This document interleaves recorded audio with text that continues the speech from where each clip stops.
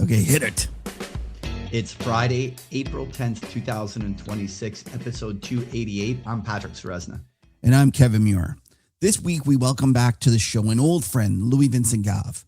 Although we get to hear some of his views, Louis really wanted to turn on the interview side. So he turned the tables on Kev and was the one asking the questions. I had tons of fun doing it, and I hope you folks enjoyed as much as me. And in this time of market turbulence, we all need some talking charts with Patrick. Stick around to hear what the crayon eater thinks about the recent market action. And folks, we might even drink some beers along the way. Danny, what beer am I drinking here today? Well, today you are drinking a UK beer, which is from the Wild Beer Company. It's a bit of an interesting one. This is a wild sour ale aged in red wine barrels. And the description is beer meets natural wine. So I'm interested to see if I can even open this. I know. I'm struggling. Beer meets Neanderthal. He doesn't know how to like open a wax thing on it. All right, you need I to got get it the open. shoe. Okay, I'm interested to see what this is like. Exactly like described. It's like at first it gets a natural wine taste, and then the fizz of a beer comes following. It's actually I like it. I like it because I've been in this natural wine phase here in Europe, and so it's what is interesting. What is a natural versus unnatural wine? Well, we'll talk about it. The unnatural wine. Yeah, it's the stupidest thing I've ever I heard. only drink unnatural wine. Okay. You're like Kramer when he orders extra MSG on his Chinese let's food. talk about it in the post game. Okay. All right. So, Kev, why don't you give us a disclaimer here, buddy? Nothing in the podcast should be viewed as investment advice. Listeners should consult an investment professional before making any decisions regarding topics mentioned in the show. Side effects of too much huddle may include the Trump taco trade dependency. I hear trade dependency and I just think about depends. Hormuz headline squeeze syndrome or the geopolitical gamma spike. Something I think all three everyone's experiencing. So I'm going to have some of this unnatural wine while you get to this interview with Louis, or Louis interviews you. Let's see how this goes. Well, welcome to a highly unusual 180 degrees huddle. My name is Louis-Vincent Gave, and I am today's host and interviewer. I get to interview, for my great pleasure, Kevin Muir. Now, Kevin, I think, was the very first Substack letter I subscribed to. Oh. We've since become good friends. It's one of these friendships you make through the business, through the internet, and it's been such a pleasure. Through Kevin, I actually made more friends. I met Cuppy, I met Paolo, I met Shrub. In fact, I had dinner with Shrub just last week in his humble abodes, and it was so it's a real treat for me to interview Kevin. Before we get started, I want to make two quick points. First, as a good Catholic, I give up booze for Lent every year. I don't drink through Lent. And I actually held up on Sunday and I held up on Monday. So this will be my first beer since Ash Wednesday. Wow. So and it's a kokanee as well. It's Very Canadian of you. And I have the other coast, by the way. I have a Coldstream Nova Scotia lager. So we have both coasts done. Cheers, Louis. Cheers. So, this I saved myself for you, Kevin. I'd like you to know. Thank you. The second thing I need to highlight, and for those of you who are listening to this, you're not going to see this, but Kevin really has the biggest, most impressive microphone, which is really pretty. Mine is looking pretty tiny in comparison. Now, my wife always tells me that size doesn't matter, but I must say that I'm kind of intimidated, and I have to ask Kevin: does that microphone come with a sports car, or it comes separately? Louis, you got to tell the joke about what you say about the crowd size not mattering. Yeah, that's the one I just made. My wife. Well, yeah, but you always say that you say that's the joke that you tell when you're talking to a distinguished group of a smaller audience. Yeah. And then you told me just make sure that you don't tell them that I told you or Louis' wife told you to tell you that That's joke. right. That's right. Kevin and I were skiing the other day, and I told him I usually start my speeches when it's a small group. I start my speeches by saying, that my wife always tells me size doesn't matter. And Kevin said, that's great. I'm going to steal it. And I said he could, as long as he didn't say that Louis' wife tells me that size doesn't matter. Anyways, Okay. Anyway, so I'm super happy to be here. I'm super happy to be here because, in fact, I have wanted to pick your brain on how you work, how you get to your ideas, because it really strikes me, and I'm not trying to blow smoke your way, but you're a genuine contrarian.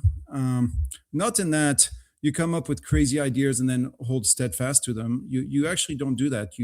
I've seen you be bullish and bearish on bonds. I've seen you be bullish and bearish on gold. I've seen you be bullish and bearish on energy, on lots of different things. So you do change your mind, which is great in this business, because only idiots don't change their minds. But you really bring a true contrarian spirit to I think all the work that you do. That's why I subscribe to your letter. And so, as a contrarian, how'd you come about saying, okay, now's about the right time? Sentiment has gone too negative. Because what struck me is sometimes you're contrarian on things where that everybody hates. And to be honest, I find when everybody hates something, it's easier to be contrarian. Like China a couple of years ago, when everybody's running around telling you it's uninvestable, and it's the second biggest economy in the world, and everybody's producing over there, and everybody tells you you can't invest there. It's like, yeah, that doesn't make any sense. So that part is easy enough. But sometimes you're contrarian on things that people have just forgotten about, like, that just fall by the wayside. And it's not, I think it's easier when it's in your face telling you this is miserable, this is miserable. But you seem to be able to pick up things that, people forget about. I think a few months ago, you picked up on aluminum. You picked up on the fertilizers. So is it just experience? Like, is there a process? Like, how'd you come about it?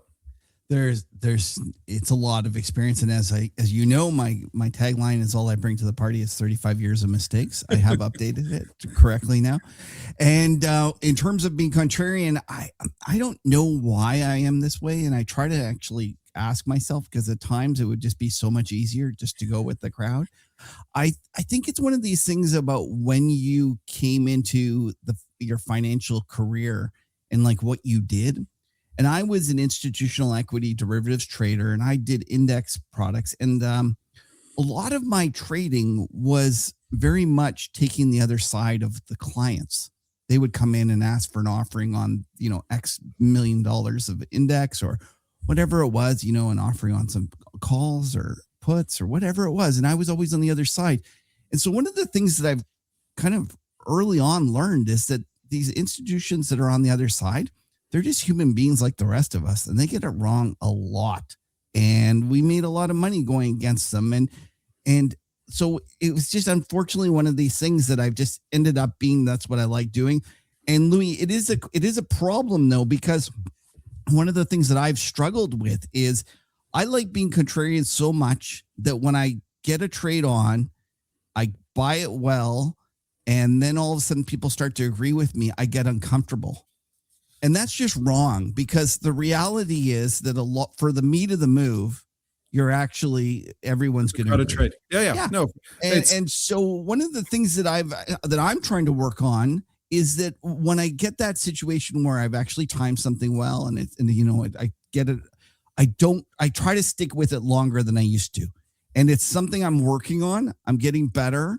And in terms of how do I find them, I end up talking to a lot of folks, and when people tell me stuff, I make sure I listen, and I try to listen to all the different opinions out there. One of the things that I really feel that I probably do understand better than a lot of other kind of FinTwit stars is what's built into the market, and that's to me the thing that you're always asking.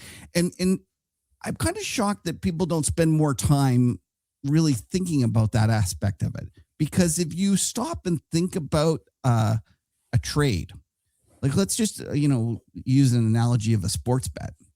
You could like a team and say they're the greatest team and that they're going to win the Super Bowl, and it'd be you'll be correct in terms of Stanley Cup. Let's use Stanley okay, Cup. We'll do Stanley Cup. Then you can eliminate all the Canadian teams right off the bat. And so you can be like very, you say, okay, Florida, whoever it is, because it seems like it's a Florida team that's always winning the Stanley Cup. So Florida's going to win the Stanley Cup, and it's a terrific team. And you look at it on paper and you say, these guys are going to win. And you think to yourself, okay, great, I'm going to make a call that they're going to win the Stanley Cup. But that doesn't mean it's a good investment. It doesn't mean it's the correct bet. It all depends on what the price is of that bet. So if you have a situation where like it's priced so 9 times out of 10, the Florida team's going to win the Stanley Cups, that's a dumb bet to take. What are you going to make? Very little. And to me, that's the part that I think gets overlooked time and time again. And people kind of don't focus enough on, you can do a bet where you could say, I think that let's just take the Fed. The Fed's going to go and lower rates, and the market is pricing in a 2% chance of that occurring. And you think that the chance is 25% of the time it's going to occur. And you can go do that bet, and depending on the payoff profile and how it all lines up, and you could be wrong 3/4 of the time. The Fed couldn't cut, but that doesn't mean it was a bad bet. And I just think that aspect of the risk reward and the payoff of the different risk rewards is too often just completely and utterly missed by many in the kind of the strategist community. Okay, so I 100% agree with everything you've just said. Now, one of the points I want to dig into is for a second. You say you talk to a lot of people. And I've been listening to you for years. You've been doing interviews. So is that part of the reason you do the huddle, to get these conversations going? By the way, my process isn't that different. I spend a lot of time talking to a lot of people. I'm lucky enough through GAFCAL to have a decently deep network, people who do lots of different jobs all around the world. And I always say that 90% of ideas come from my clients, and the other 10% are usually really, really bad ideas. Those are my own. But those are the ones I usually blow myself up on. But so you've been doing all these interviews for years. So any things you've picked up, any what's the greatest lessons you've had from talking to so many great investors? And I'm not putting myself into those, by the way. Oh no, you absolutely are. And you're correct that in terms of doing the huddle, it's been one of the biggest surprises for me, because when I started doing the huddle, people think that Patrick and I are like old friends going back to high school. The reality was Patrick was on Macro Voices and he asked me to go on it. I was terrible when I first went on to it. I thought to myself, I'm never going to go on a podcast again. That's it. And sure enough, I kind of stuck with it. And I said to myself, if anyone asks again, I'll just go again. And bit by bit, I got better. And eventually Patrick kind of reached out and said, you want to start a podcast? And I said, well, the reality is the Americans do these things really great. Like, we're not going to be able to compete. And I said, what do you think about drinking on it? And he was like, and I didn't know Patrick very well, but obviously that was like just that worked for him, music to his ears. And so we started drinking. And if you go back to the original ones, I remember doing it, Louis, and I was actually drinking too much. And my dad would be like, you're slurring your words. You got to cut back on the booze. Tony Greer was on one of the original ones. I think someone counted that he drank 9 beers on the show. It was just absolute nuts. So the long and short of it is, why do I do it? Originally, it was kind of a lark. And I wish I could say that I had this great plan to make this podcast and that it would be important to my business and it would be a wonderful experience, but I didn't. I lucked into it. Thanks to my partner, Patrick, who asked me, but it has been absolutely fantastic. And it's been for meeting people like you. I get to interview people that I just kind of were idols to me, like Jim Leitner is like, I'm lucky to count him as a friend. And to me, Jim was one of those guys in the book that you read about. And there's been a million others that I can name that I got to go and I get to pick their brains. And so when I say I would do this, even if nobody was listening, I would 100%. I consider myself the luckiest guy in the world. I get to talk to really smart folks about their investment process and learn. And I think that it is just, I'm so fortunate. So do I do the huddle for part of, yes, for that. Unfortunately, I don't use the huddle for guys that I'm going to fade. So when it comes to guys, I'm going to fade. I just try to listen very much. I'll go on to Twitter. I'll see what people are talking about. I'll see what's on CNBC. I'll just always be listening and trying to get a mood for what the market is. And I'll look and see what it feels like. And I'm just trying to keep my ears and eyes open all times to get a feel for what I think is built into the market. All right. So you heard it here first. If you're a friend of Kevin's and you work in financial markets and he's not invite you on the huddle and he talks to you regularly, you're one of his fades. You heard it here first. All right. No, look, the huddle's been a terrific success. And I think all of us are wondering how long till you follow Joe Rogan's lead and sell it for 200 million to Spotify. Well, you know what? It comes at 20. I'll undercut him. You'll go 90% cheaper. That's right. Yeah. All right. Enough about the process. I think people want to hear some advice, what to do in these troubled times. And let's kick off with gold. Okay. Partly because you've written a lot about gold in the past few years, and you've absolutely nailed it. You nailed the bottom of the gold miners. You pretty much nailed the top. And recently, I do follow what you read, what you write. Sorry, I do follow what You're you better write. than my usual partner that doesn't read them. You did turn bullish on Yeah. gold again, and obviously it's been heightened volatility in gold. Partly probably that the trade got crowded, etc. But it doesn't seem like the usual contrarian trade for you. Okay. Maybe not. I don't know if it's a contrarian trade or not at this stage because it's been all over the place. But what gives you the confidence to essentially come back in on the long side today? And by the way, we should really say we're taping this Tuesday at 5 okay, p.m. right right. before Trump is about to unleash the bridge and tunnel day or whatever it is that he's going to do. So who knows what'll happen, but it is just kind of setting the tone. So for me, I'll just kind of back up to when I got really bullish gold. It was after we had Russia had their FX reserves basically taken from the West. And at that point, I was just like thinking about it from the point of view of the People's Bank of China, the largest, FX holder of treasuries. And I was thinking like kind of going through my mind and saying, what would I do if I was the People's Bank of China?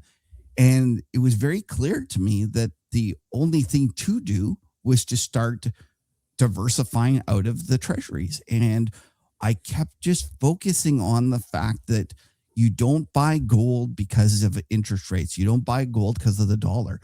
When the West zeroed the Russia's central or the reserves, it changed the picture forever, and it created a bull market. And I remember, Louis, because we had this situation where a lot of guys were using that multiple regression model, where they were looking at real rates and the U.S. dollar, and then doing gold. And in the kind of 2023 period or 2022, like halfway through 2022, there was a lot of gold bugs that were actually bearish. Like it was because it was a quote unquote expensive versus the model. And so they were all saying, I'm going to buy it. I think it was trading at 1800 or something or 2000. I'm going to buy it when it falls to 1200 because that's what the model says. And that's what they were waiting for. And I kept saying, no, you're missing it. You're missing the bigger picture. And so this bigger picture is that the People's Bank of China is going to be on the bid, and you have to think about it in terms of how they're going to view this. They want to buy the most gold they can, not this year, not next year, but over the next decade. And so they're going to be quietly accumulating it whenever they can. They're not going to tell you. They're not going to try to ram the price higher. They're trying to buy as much as possible. So I was just the simple bull kind of argument to me was gold's going up because the People's Bank of China is going to be buying it for years to come. Eventually that thinking became popular. And then all of a sudden we had other, reasons to own it, and other kind of, we had the tether guys buying it. We had silver going up, and we had this huge wave, right? Like of speculation. And Louis, that was my point. I was too early selling. I stayed in the longer than I usually do, but I wasn't in it at the end. And I remember people would ask me like, Kev, what should I do with gold? And I said, listen, I'm not your guy for when it's on the front page of the paper to tell you what to do with it. Like at that point, you should go listen to the traders that are trading the squiggles and stuff like that. I'm trying to find you the thing that's on page 16, that's on the page on the way to page 1. And that's kind of my Don Cox line. And that's one of the things that I live by. And so I got out of it and I stopped talking about it. I didn't think it was something that I could really add any value. And then all of a sudden we get this situation where the geopolitical events take a real turn for the worse and gold just starts getting hammered. And it's like the biggest shock out there was the fact that, the Iran, Israel, US war starts and gold falls, $1,000 and people are shocked by it. And I wasn't shocked by it because the reality was that when you looked at who owned gold there, it had become all the speculators.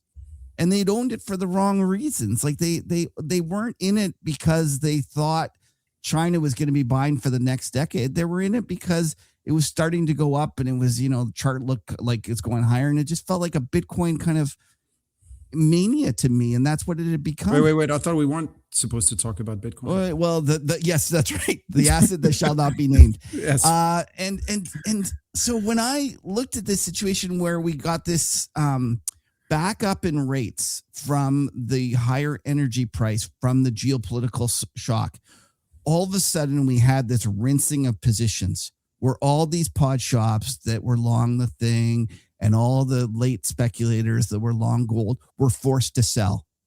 And then not only that, it was also made worse by the fact that the Bank of Turkey was forced to sell to try to defend their currency.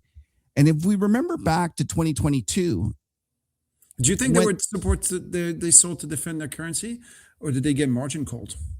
Because when you see that much sell, and because when you look at their gold stock, it just got. I think they got margin called. I think they were borrowing. Turkey did. Yeah, I think they were borrowing against their gold and got margin called. It could be. It certainly traded like panic, didn't it? Yeah. It traded like panic. And if you remember back to 2022 when the FX when they the West zeroed the FX reserves of Russia, gold didn't go straight up. No. It actually went down. And part of the reason it went down was because Russia needed to pay for stuff. Yep. And gold was the only thing they could use. Yep. And to me, I was like, I've seen this before. So I waited and waited and waited. And then one day I saw the correlation between gold and the crude oil kind of slowing down. And like you'd have a situation where crude oil would rip to the upside and gold wouldn't be down as much. And then we had that one morning where Monday morning we got up and I think gold was down to 4,000. It was just this like huge panic selling and it ripped back up. And to me, that just felt like a cleansing of the positions. And I was like, okay, this is it. It's time to buy gold again. And since then, I've been lucky. So far it's working. But I think you should buy gold because People's Bank of China is buying it, not because of the Iran war. You shouldn't think about those things. You should be thinking about the fact that China is going to be buying this for a long, long time. And Louis, I was just pulling up a chart actually on the Bank of America. Have you seen this chart where it's world central bank holdings of gold versus the treasuries? Yeah, it used to be. Do now have more in gold than in treasuries? Yeah. Well, one's gone up in price a lot, and the other's gone down in price. Well, yeah, I guess that's true. That's not helping. No, but it's still a massive. Yeah, like in 2016, it was 33% of central bank holdings was in treasuries, and gold was 9%, and now it's 24% in gold and 21% in treasuries. Yeah. So to me, that's why you buy it, and so I think that it's going to keep going, and then. There's another factor that people have underestimated, which is, in fairness, had more of an impact on Bitcoin at the end of last year. But it's also had an impact on precious metals. And that's been, and I know this is going to sound quaint and tiny, but at the margin, I think it matters, is if you start off with the premise that Korean investors are really the biggest degenerates out there, and that they like love anything with momentum, and they will pile in an absolute size on everything. At the end of last year, in December, everybody was getting drunk at Christmas lunches. The Korean government changed the rules on capital gains, where essentially if you brought your money home and invested in local equities or local real estate, you wouldn't have capital gains taxes. And you had sort of I think it was a 6-month window to bring this money home, which is now almost over. But if you kept it in Max 7 or in US software stocks or in Bitcoin or in gold, all these things that Korean investors couldn't get enough of, then when you sold it, you'd pay the capital gains. So all of a sudden there was this tax arbitrage to bring money home. Incidentally, Poilievre had proposed this during the campaign. I don't know if you remember this. This was he said, look, let's bring the money home, bring it back from the US, fund domestic infrastructure, etc., and we'll do it capital gains tax free. Incidentally, I think that's going to be an idea. Like, so Korea's just done it, and as they did it, their stock market doubled. Like every Korean was like, "Hey, I'll buy Hynix, I'll buy Samsung," and the stock market just went. And then all the other stuff they owned, the Bitcoin, the software stocks. All of a sudden, these guys moved from massive buyers to massive sellers, and there was nobody on the other side. And I personally wonder if we're not going to see the same thing in Japan, if we're not going to see the same thing in China. We're moving into an era increasingly where every country is going to have to build their own inventory of everything. Inventories of fertilizer, inventory of oil, inventory of copper, inventory of whatever you import, because you can't trust the seaways anymore. All of a sudden, we're realizing, we should have realized already with Ukraine, but in this age of drone warfare, the age of the U.S. Navy guaranteeing the safety of the oceans, etc., it's over. It's not because of Trump. I mean, Trump hasn't helped, of course, but it's not because of Trump. It's just the way warfare has evolved. It's now impossible to maintain the safety of the oceans. So every country now has to think for themselves. They have to massively reinvest in their domestic grids. They have to massively reinvest in their own domestic inventory of everything, which means everybody's got to bring their capital home. And so every government is going to look at Korea and say, you know what? If I'm going to have to reinvest massively domestically and at the same time not have a surge in my real interest rates because I'm going to have bigger budget deficits, not have a surge in my real interest rates and not have a collapse in my stock market, I should encourage all of our foreign savings to come home. So if you have countries that have big net foreign savings positions, China, Japan, Korea, that could be okay for their domestic stock markets. If you don't, that could be problematic. Which actually brings me to my next question. You've been a U.S. dollar bear for, like I have, and the U.S. has experienced a bit of a safe haven rally and amidst all these troubles over the past month. Although I would say that, for all the troubles, because it is big troubles, the safe haven rally has not been that impressive. I would argue, but. What's your take on the U.S. dollar? Obviously, I laid up the question with my by jumping on the soapbox. Well, it's going to be hard for you to take the other side now. So no, I'm not going to take any other side. I'm going to agree with you, and I will say that I did write about that Korean thing. I didn't put 2 and 2 together though in terms of gold. Like that was a part of. I think it hit Bitcoin more than gold. Like everybody in the last quarter of last year, everybody's like, why is Bitcoin getting absolutely smoked? Last year, everything went up except for Bitcoin. Like literally, you could throw things darts at the board. It went up except Bitcoin, which is sort of unusual because usually Bitcoin has a higher beta on the upside, a higher beta on the downside. And I know we're not talking about the asset that shall not be named, but I think the reason was the Koreans were selling their Bitcoin, and it's just that. And because they've been total Bitcoin degenerates. Yeah, I won't disagree with you. I hadn't put it together in terms of gold, and you're probably correct there as well. In terms of, for those who don't know, you should go look. December 24th, they tried to sneak in this announcement. It was actually South Korea did it on Christmas Eve. Oh, they did sneak it in. Most people missed it. Right. And I think they did it on purpose, so they wouldn't get Trump's ire. Like they didn't want Trump mad at them. And you're absolutely right. It sent the Korean stock market exploding. You mentioned that this is going to be something that's going to happen throughout the world. Completely agree. And I think that this is the part that a lot of folks are missing. And everyone's sitting around wondering about monetary policy. And I think that they missed the boat. They should be focusing on fiscal policy. And you don't blame Trump probably as much as I do, and I'm not going to blame him. I'm just going to say he changed the world. And whether we like it or not, who cares? Like no sense debating what should be. Let's just talk about what is and position ourselves accordingly.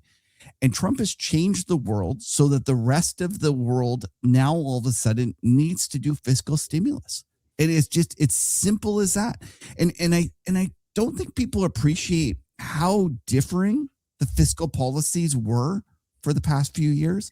Like if you went and told people that the US had a 7% deficit to GDP, and then you say, okay, well, what is Europe's? They go, oh, those guys are a bunch of socialist bums. You know, it must be 10%. Yeah, it was what about Japan? Japan, like, oh, geez, they have like the most debt out there. That must be 15%. What about Canada? Oh, those guys are socialists too. They must be super high. And they don't realize that the US was running 7 and we were all kind of 2 to 3. Like, and some people were under 2. And by the way, everybody's running around saying the US is exceptional because it has a GDP growth 1% higher than everybody else's, but it has 2 or 3 times the budget deficits. Yeah. So we got to watch ourselves. We're going to get in trouble, Louis. By the way, you're a China lover. Like, I remember you got to tell people what you say about the tanks. I think this is such a great line. Oh no, look, whenever you say anything positive about things that China are doing, and I'll say, for example, that China is now producing the best cars, which China objectively is at the best price point. You have 10 electric cars in China that now sell below $10,000 and they're fine cars. And then at the other extreme, you've got BYD that produces the world's fastest car. And you got the BYD that looks like a Land Rover, where there's a drone that comes out of the roof, and the drone sort of hovers 50 meters in front of you, or 100 meters in front of you. You tell it in the GPS where you're going, and it hovers in front of you, so it tells you, oh, there's deers ahead, or there's a tractor or a bale of hay.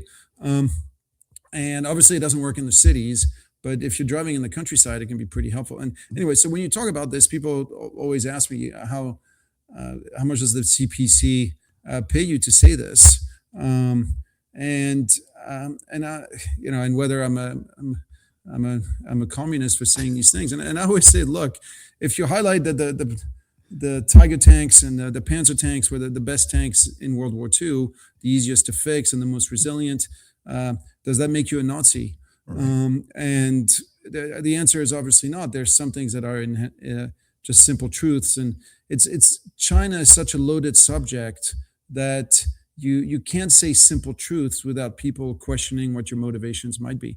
Right. But to your point, I think when you're dealing in financial markets, it's Keynes used to say that the challenging things in financial markets, it's not just that it's a beauty context, but you're not actually betting on who you think the prettiest girl is, but you're betting on who all the other guys think the prettiest girl is going to be.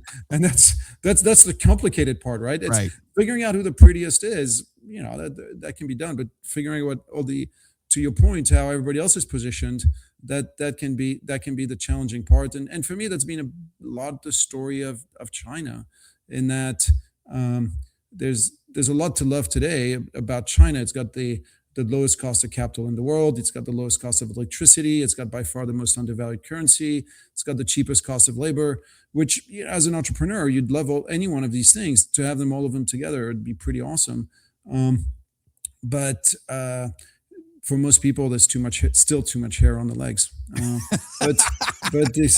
But these things change over time. But no, so going back to the dollar. The fiscal deficit. The fiscal deficit. So part of my main theory is that too many people focus on monetary. They don't focus enough on fiscal. Fiscal is what's driven like a lot of the investment themes of the past, probably 10, 15 years. If you think back to the GFC, part of the reason that the rebound in terms of it being so just stale and tepid was the fact that we needed fiscal and we didn't get it. And then if you go back into 2020 and you think about why the response or the rebound there was just so insanely supercharged and we had the largest inflation that we've ever had since like the 1970s, that was because we did absolutely tons of fiscal. And everyone's sitting around talking about monetary policy, not realizing it's fiscal that's driving it. All right, And, so I gotta stop you here. Yeah. I have to stop you. I'm sorry. I don't disagree with anything you just said. Yeah. That's not why I'm stopping you. But so what you're telling me is over the coming years, you're going to see not just the U.S. but everybody else do tons of fiscal. Which, Correct. by the way, it's starting. China's Yeah. doing it, and Takaishi in Japan was elected very much Yeah. on that platform. Make Japan and great again. Yeah, and she's all about spending more money. It's Even here in Canada. yeah, it's the same story. Yeah. So Yeah. yes, yes, and yes, all good. And yet, like I said, I read your stuff, and now all of a sudden you're a bond bull. So, like, if So, everybody's yes. doing tons of fiscal, why am I buying bonds? Okay. So this one is a little more difficult, and I feel a little dirty doing this one. This one, I must say, it made me queasy when I started buying the long end. It really did. But ultimately, I think that this idea that we aren't going to have economic cycles anymore, which is very prevalent amongst the investment community. They're just completely convinced that the economic cycle is something of the past. We're just not going to get it anymore. And when I heard there was a fellow I really respect that sat me down and explained it all to me, and I was like, okay, I understand your argument, but I just don't buy it. It reminded me so much of the late 2010s when people were telling me we were never going to have inflation again. And I know that seems funny now, and you're like, no, nobody believed that. And I can tell you, of course, there was the cover of the Business Week. Yeah, they were completely and utterly convinced we were never going to have inflation again. And it's the 3 Ds. It was debt, the demographics, the debt, and then the disinflation from technology. And they were completely convinced. And I remember one hedge fund manager sitting me down and going, you are so wrong about inflation. We will never have inflation again in our lifetime. And then kind of within 3 years, we had the highest inflation that we had seen in 40 years. So when I hear people telling me that we're not going to get a business cycle, it feels just like that. So you're being a contrarian to your own contrarianism. That's correct. I'm double Costanzaing it. I figure if everything that I know in my bones has been wrong, then I should go and do the opposite. But the long and short of it is that I was very much just expecting the economy to roll over, and I was playing the front end of the yield curve. And then another fellow that you and I both know, he is one of the smartest guys out there, and I'm lucky enough to chat with him. And he was asking me, I had written this piece about how I expected the economy to slow down. I gave all my reasons, and we can go through those. And then he said, what are you doing? And I said, well, I'm buying the short end because I can't bring myself to buy the long end. And he said, Kev, I hear you. I understand what you're saying, but I can tell you the bond market is the most contra market in the world, and nobody likes the long end. By the way, that's where I am as well. Like, yeah. I'll buy the short end because I think the Fed will collapse rates. Right. But it's really hard to buy the long end. I know. So he talked me into it because I was going to say, I'm going to do steepeners. And then I thought, everyone's got this trade on. Yeah. Everyone. And there's nobody like even Rosenberg, he's loved bonds for like the past 40 years. And I hear him, he's just playing the front end. They're all being scared to death of the long end. Oh, look, it's been a disaster, the long end, for like the past 5 years. Listen, I get it. I understand why, but to me, it just felt like, oh, this is the kind of contrarian trade I got to do. So that one, I don't feel good about. I have absolutely. Are you doing it big or small? No, that one I'm just doing small. I can't bring myself. My main positions are in 2s and 5s. But I was like, I'm going to buy some 30s as a punt. Like, I'm going to buy a little bit. And I'm going to buy some calls, like as a complete degen. Because you watch, I'll bet you anything the curve flattens and surprises everybody. And not only that, I do believe that Besant is going to do everything he can to try to keep long rates down. And to the point. So incidentally, that's one of my concerns about the bond market is that at some point, Besant says, you know what, I'm done with this. Like, I'm not going to issue any more 30s. No. So that he's already doing. But he could issue like zero. but Like that he's. but at some point he says, "I'm done with this clown car." Oh, you're saying and leaves. Yeah, leaves, and then the market panics because I think there's still within the market there's still the perception, okay, this can be a complete gong show, with silly policies left and right, and preachers who come into the White House to compare Trump to Jesus and all that stuff. But at least Besant has his hand on the tills, and Besant is a trustworthy guy who almost everyone on Wall Street has worked with, has known. He seems to Is talk to well everybody. Like Yeah, he's on everyone. I like don't know anyone that hasn't talked to the guy. That's yeah, on his he's speed well dial. liked. He's a true gentleman. All these things. So I think he's kept the bond market in check. That's my big fear. Okay. That at some point he leaves, and uh, again he gets tired of the clown car, and that then people start to wonder, oh, are we going to get Howard Lutnick as a Treasury Secretary or whoever else? So Okay, but that's I could buy that. But I think on another hand, I could see an argument for being short, like against being short, is that he's not going to let it go up. Like let's just assume he stays here. I think he'll be quick to do YCC or I agree. curtail this. And one of my trades that I've been thinking about, and I meant to write about it and it got away on me, is swap spreads. If I was to be trying to short long rates, like in terms of getting, betting on higher rates, I wouldn't do it in the treasury market. And the reason I wouldn't do it in the treasury market is because eventually the government is going to make it so that they don't lose. You don't want to be betting on the government losing. So I take your point. It's sort of the government's going to do everything they can for the yields not to go up, and they'll sacrifice the dollar before they sacrifice. Yes. So the better trade is probably being short dollar than being short the bonds, because the bonds is heads I win, i.e. there's an economic meltdown, etc. Heads I win, and tails I don't lose because they're not going to let it go up. And if we get into the yield curve control, as we saw with Japan, what ends up being the variable of adjustment initially, at least for a few years, is the currency. Yeah, and that's ultimately where I'm at on both of those assets. And I completely agree that the U.S. dollar is the ultimate release valve for all this. And let's face it, the other part about it is the whole They want it to go down. They want the dollar to go down. Right. And like the whole world, like I think it's funny when people say, oh, Trump he wants a strong dollar. Of course he says stupid shit like that all the time. That's just like these things that they mouth. But like you actually he'll say like, I want a strong dollar, but then he'll bitch about the currencies of Japan and China being too cheap. Which they are. Yeah. They're massively undervalued. Yeah. And back to your point, you asked originally about whether I foresaw more of the Korean policies going forward. I think that's going to happen across the board. And I think it's going to take different forms in different countries. Like, for example, in Japan, maybe it's not tax. Maybe it's the GPIF, the postal service. They end up like right now, if I understand their portfolio allocation correct, they're 1/4 foreign equities, 1/4 foreign stocks, 1/4 domestic equities, 1/4 domestic stocks. What do they just say? Listen, that 1/4 foreign, bonds, we're going to make it 0 or even 5. Look, eventually, it's huge. That's Russell Napier's theory, my friend Simon Oga's theory, that at the end of the day, the welfare states can't fund themselves, and before they implode, they'll all embrace some kind of capital controls.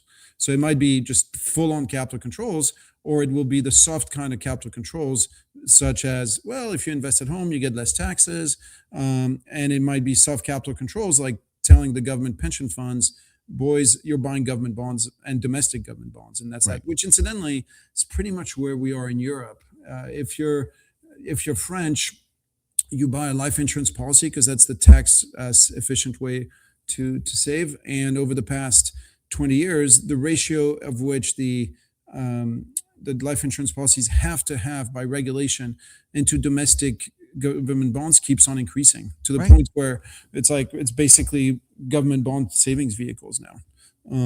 There you go. It's soft financial repression. Yeah. And that's what's going to happen across the world. And I think the real big difference, the thing that most people are missing, is that from let's say 2005 to 2020, the only country that was spending out there was the US. So capital was flowing into the US because it was this situation where they actually had a vibrant economy because they were willing to run huge trade deficit. They were willing to run a huge fiscal deficit. And so it was great. And not only that, it also had a self-fulfilling kind of nature to it. If you're sitting there and you're an entrepreneur in Italy and you're a young person and you're like sitting there going, I got a great idea for something. And you look around and the economy is stagnant. It's stinking. There's nothing going on. You go, I'm going to go to San Francisco. I'm going to go there. So it attracted people. It ended up being that it kind of fed on itself and it just got bigger and bigger. And that's why also more and more capital went. Now, all of a sudden, Trump has ushered in this change where we're going to see spending throughout the world.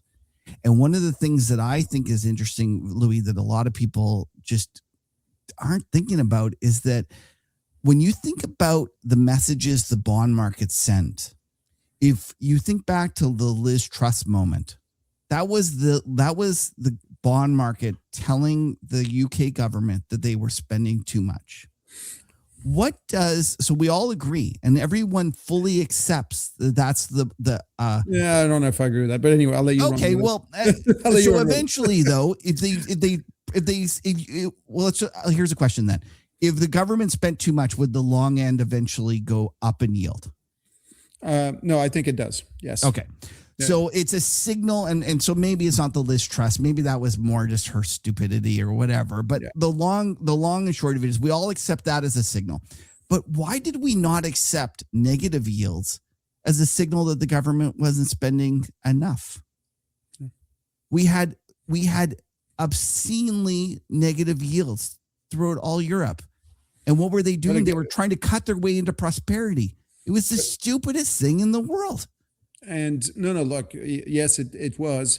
But I think one of the reasons you had negative yields, again, when you see really stupid things in the market, and what's stupider than the negative yield, there's usually either commercial banks are at the scene of the crime, and or there's regulations. And I think when it came to the negative yields in Europe, it was very much the regulations we were just talking about. You had all these life insurance policies. People kept saving into those, and these guys were forced to buy more bonds. But wait, just one last point before we leave there, though. If you go look, though, if you Goldman Sachs did a study, and it was not just Europe, it was throughout the world, and they did a study on the what happens when you raise rates to CapEx. And obviously, as you raise rates, if you're at 4% and you raise them to 8%, CapEx slows. But as you lower them from 4 to 2, it slows. But from 2 or whatever lower, it ends up being, it slows even more. So from 4 to 2, it accelerates as you lower rates. But it eventually, what happens is you have a situation where lower rates stop the CapEx. So my dad who lost an absolute fortune in Japan in the 90s, wrote a piece on this right in the days after 2008, 2009. I think he wrote the piece in 2009 or 2010, and the piece was called "The High Cost of Free Money." Yeah, and he wrote, it was a series of 3 pieces, and they sort of went viral, etc. They were a pretty big piece, and it's very easily explainable. Is that there's 2 kinds of investments a company can do. A company can buy plants, property, equipment, create jobs, etc. Do normal capital spending, and or it can do financial engineering. It can buy out its competitor. It can buy back its stock. And when you signal 0 negative interest rates, and you keep it there for a very long time, companies just do financial engineering. It's like, why am I going to deal with property, plant, equipment? Seems like a headache. I'm given 0 money forever. Just buy back your stock. Just buy out the next guy and fire half the workforce and consolidate the industry. And so invariably that's what happens. So if you keep too low a cost of capital, it is actually destructive. You need a cost of capital that is roughly more or less at the same structural growth rate of GDP, because if you're too far below, you get all the financial engineering and no growth. Yeah. And so it feeds on itself because you have no growth, and Right. you buy the next guy and you fire half of his workforce, and now you have more unemployment, structural growth rate goes down. And so you end up in an economy that has low structural growth rate, low interest rates. And so it's the very high cost of free money. And That's a great line. I'm gonna have to go dig that up. I'll send you the pieces, but Okay, great. the people who end up losing out of all of this are the more precarious workers, right? They're the guys who end up getting fired, and you get all the financial engineering. So private equity puts up a ton of debt on your company, and then all of a sudden you have to service the debt. That becomes the number one concern. So there's no wage increases, and no job promotions, and it's just about servicing the debt. You and I were skiing in Whistler recently. That's exactly what we've seen. You have Vail Resorts, which is essentially a roll-up operation from Apollo of ski resorts. They buy up resorts with a ton of debt, and then they come in, and you get less machines to smooth the runs, and you get fewer guys to bomb the runs in the morning, so the runs open up later, and so you're all crowded in the bottom, and before you know it, you end up with a much crappier service, which is pretty much, I hate to spit in the soup here, but it is the hallmark of private equity. Every business that gets taken over by private equity, like how often do you get as a consumer, how often do you feel like you get a better product? And as an employee, how often do you think, oh, this is so much better than when this was family run or whatever else? It's the way of the world, I guess. Well, it's okay though, because all those marks are real, and there's no problems there in terms of the next financial crisis. Exactly. Okay. At least we're adding value for the pension funds. That's right. So okay, now talking. Let me shift gears, because we've talked for almost an hour or 50 minutes, and I think I'm pretty proud of ourselves because we haven't talked about oil in this day and age, which is probably the only thing that matters. We've talked about the dollar, which is why we didn't talk about it. It's like, because the truth is, so we're like wherever we are, 115, 120 bucks, which is, one of our go-to lines is that economic activity is energy transformed. That when energy is cheap, it's easy to transform energy into corporate profits, and when energy is expensive, it's pretty hard to do. So at 115, 120, it's probably not devastating enough, but it's not great. But the reality is, if we get $30 down from here, everything's fine. If we get $30 up from here, nothing is fine, most likely. So I'm not going to put you on the stand and say, what do you think oil is heading? Because who knows? And anyway, it's like, your guess is as good as the next guy. So who cares? The bigger story is, do you think that oil is already high enough to have an impact on growth? And if so, how do the central banks react? Because this is 1970s territory, right? Where you've got higher costs of energy. Do the central banks ease into it, or do they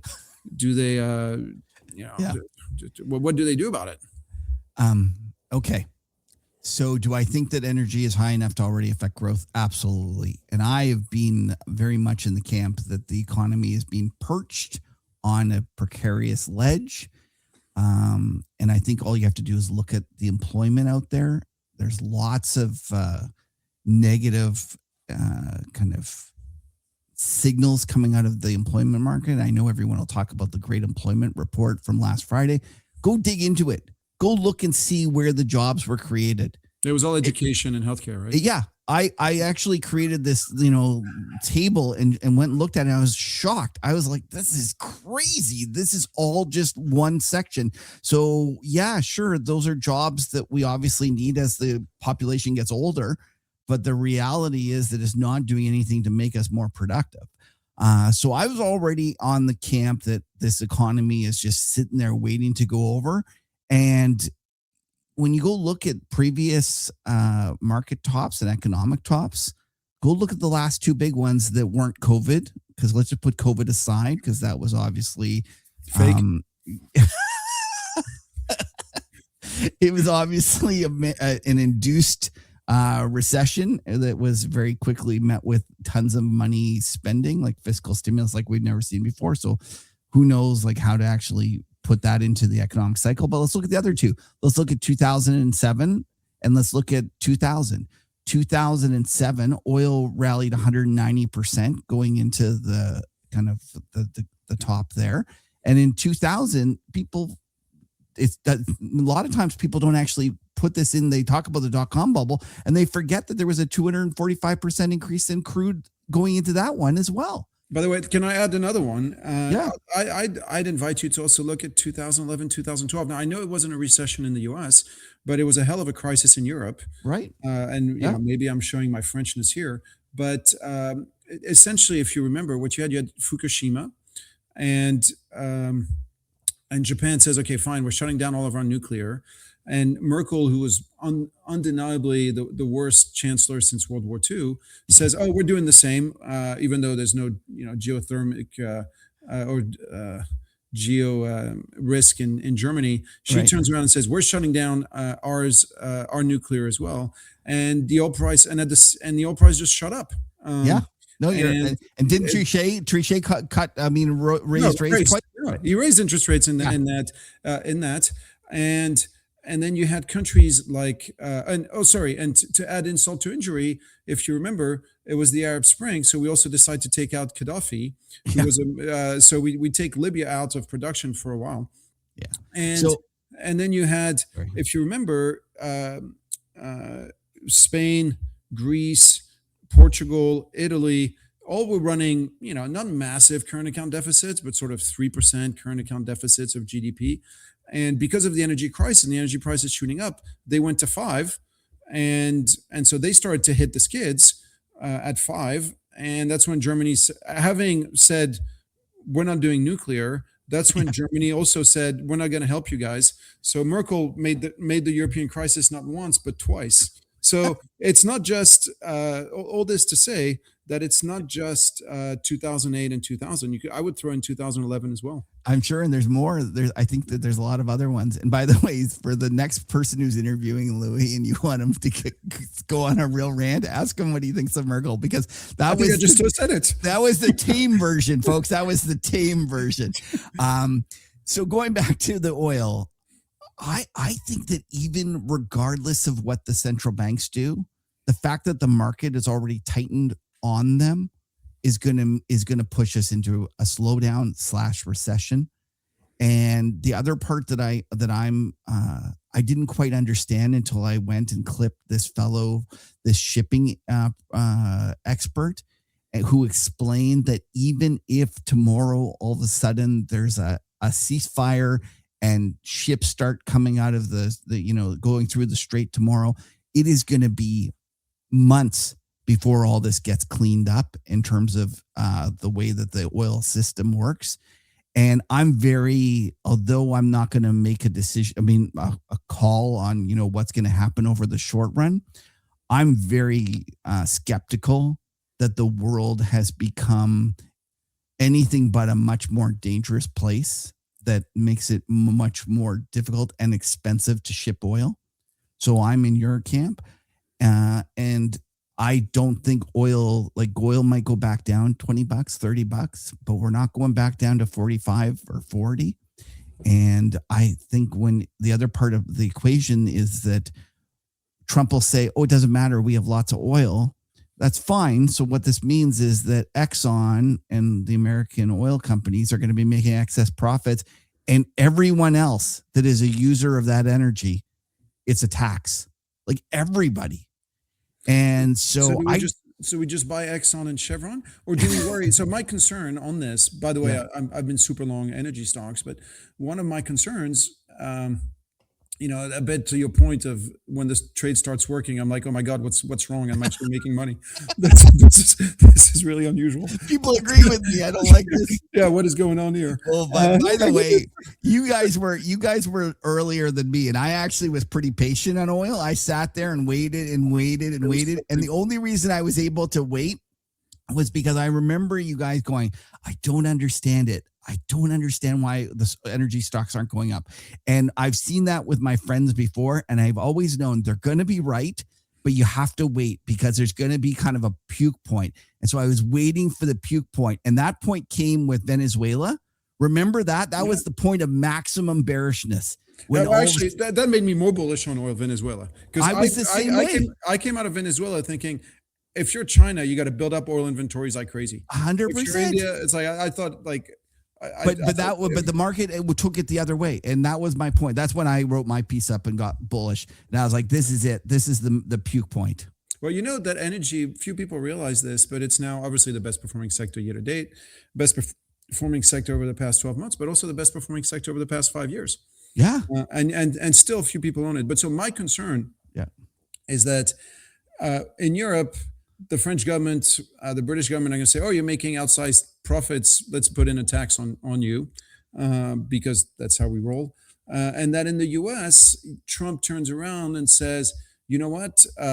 You're not allowed to export hydrocarbons anymore. We need to keep them here, and we also going to do price control," because it's not like he's a market fundamentalist, right? right.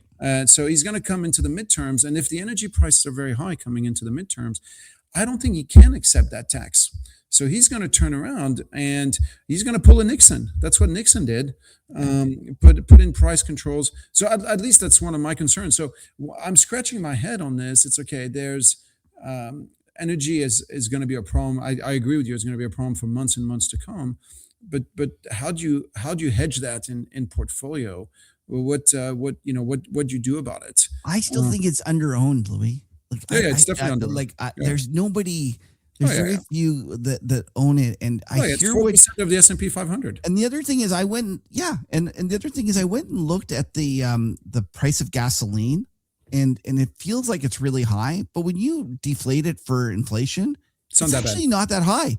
No. If you look at the spending on gasoline as a percentage of U.S. disposable income, you're actually below the median. You're still below the median. It's not, even with the recent hike, you're still below the median. So it's not. You're right. So it might not be the political hot football that one might think. I think it's only a hot football for him because he made it a platform. And because it's his fault. Well, that's true as well. But it was a combination of, it was his fault this way, and also he ran on that stupid Besant 333 thing where they thought they were going to get energy down, and that was a kind of one of his big arguments for voting for him. And now we get the opposite. So I'm of the opinion that you stick with it. I think they're still cheap. I think that in the grand scheme of things, that oil is going to continue to be an asset that will be expensive, and everyone needs to have their own, SPR. That's the other part about all this. And I think you touched upon it when you said it's everyone's going to have to hoard resources. Oh, for sure. And one of the things that I'm struck with in terms of this latest issue with the Straits is that there's a chance he just kind of leaves, right? And just like, let's just put it on the table. Like there's a chance, and it's not. I don't think there's a chance. I think that's the most likely outcome. Yeah. So now, but the thing about that though is, over the short run, it might be bullish for U.S. assets, but if you stop and think about over the long run, what will have just occurred.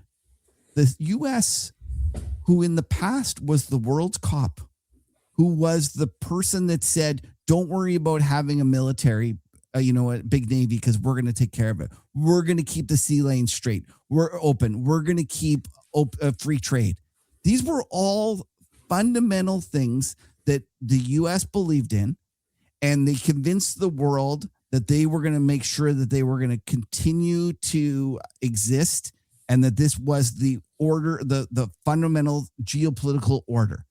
And I would argue that on the other side of that was, we're going to keep the sea lanes open. We're going to, supply you with military to Saudi Arabia. You're going to do all these things. And the trade-off was, you're going to buy our overpriced US dollars and our overpriced financial assets. And I don't think enough people are giving thought to the idea that this is all of a sudden putting that grand bargain, that agreement that we had kind of implicitly all, accepted, up in the air. Like Look, it's I don't want to toot my own horn, but Yeah. I will. Somebody has to, so Yeah. I will. But I wrote a book about this 5 years ago called "Avoiding the Punch," and Oh yeah, I remember that one. Yeah.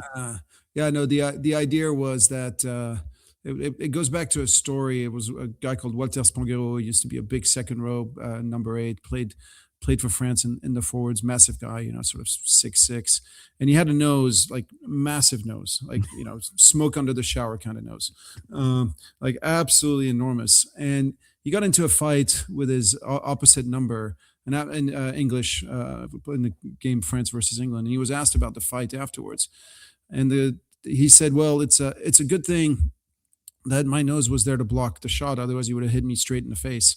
and and and so the thesis, I start off with that, and the thesis of the book was that for years the bonds blocked the shots for you. When bad things happened, the bonds blocked the shots. But the world was now changing, and essentially you had three things that were changing. The first is you could always assume that bonds could be transferred into commodities. That you buy U.S. Treasuries, it was a deep liquid market, and if tomorrow you needed oil because of Fukushima, or you needed food because the Thai tsunami, whoever you were, you could always transfer it. For a number of reasons, this assumption is now imploded. Not least of which, of course, as you highlighted, the Russia seizure of the assets. I think the second assumption that we lived under was that the U.S. controlled the sea lanes. And in an age of drone warfare, that's just no longer possible. Even if forget Trump, even if Trump wasn't there, the U.S. can't control sea lanes. That actually has nothing to do with Trump. Its warfare has changed, and drones, underwater drones, overland drones, nobody can control the sky anymore. If you can't control the sky, you can't control the sea lanes. It's just that simple. And then the third assumption that, by the way, I've written a piece, put it out on Twitter a couple of weeks ago. The third assumption that has just been absolutely shattered is the belief that the U.S. is this sort of kind hegemon that has an embedded interest in keeping the world trading system more or less as it is. And that assumption has also been completely destroyed. It's been destroyed and that was very much on Trump's watch. That's been destroyed by the tariff on the penguins. It's been destroyed. And him walking out on the Gulf, which I think eventually happens, will be a further undermining of this belief that the U.S. is this kind hegemon that is there to protect the world trading system. All of a sudden you'll move to a belief that the U.S. actually just moves fast and breaks things and then just walks away. It's like that scene in Animal House. I'm sure you've seen the movie, right? Oh yeah. When they trash Flounder's car. Yeah. The older brothers trash Flounder's car, and Otto says, you fucked up. You trusted us. That's a good line. And I think at this stage, this is what the GCC countries must feel like. Right. And if Trump walks away from it, this is exactly what it will be. It'll be like Saudi Arabia, Qatar, UAE. They'll be Flounder, and Trump will be Otto. It's like, you fucked up. You trusted us. Yeah. Good luck to you. And one of the things I just want to stress at this point is that we're not saying that the U.S. should do anything different. We don't care. Our job isn't to make decisions about what should be done. And this frustrates me so much, is that people assume because you're saying this, that you're actually saying that the U.S. isn't in their right to do that. They can do whatever they want. We just unfortunately have to go, or not unfortunately, but we have to go and position our portfolios accordingly. And that's all we're trying to do. No, I think very fortunately, our taxes don't have to pay for this. I think it's we're very fortunate on that front. So, look, I want to come back to oil, Okay. and I know we're going to be running out of time. I don't know how much time we have, incidentally. There's whatever time you want, but you probably have things to do. So we'll No, I'm all good. Okay. But I will ask this, because usually when you see oil prices go up, and that it slows down economic activity and it hurts disposable income, etc. Yeah. Now, again, perhaps it hasn't gone up enough to do that, but usually not always, but very often you see corporate spreads start to widen. You also see Right. emerging markets spreads start to widen. And again, the 2011 European crisis was a case in point, right? The weaker issuers like Greece and Portugal got taken to the woodshed, Yeah. and spreads just completely blew out. Same story in 2007, right? In 2007, it happened on mortgage spreads. And in the call about recession, this is the part that I'm sort of struggling with, because I want to believe in the recession story, Yeah. but very often for recessions, you have some part of the markets where the spreads blow out. Now, granted, I know I think you're going to tell me, well, corporate markets have changed, and now you're seeing it all happen in private credit, and that's where Right. the corporate pain is happening, etc. But have you been surprised that how tight spreads have remained? Because I am. I'm very surprised at how tight spreads have remained, and maybe that's to come forward in the next 6 months. Like first you get the oil price rise, and then like the pain spreads out, and then it comes into corporate spreads. But so far spreads haven't moved.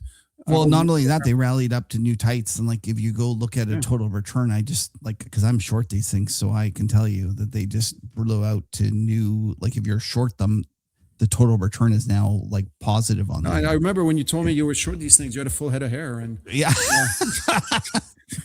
No, that was yeah. Yes, we're gone.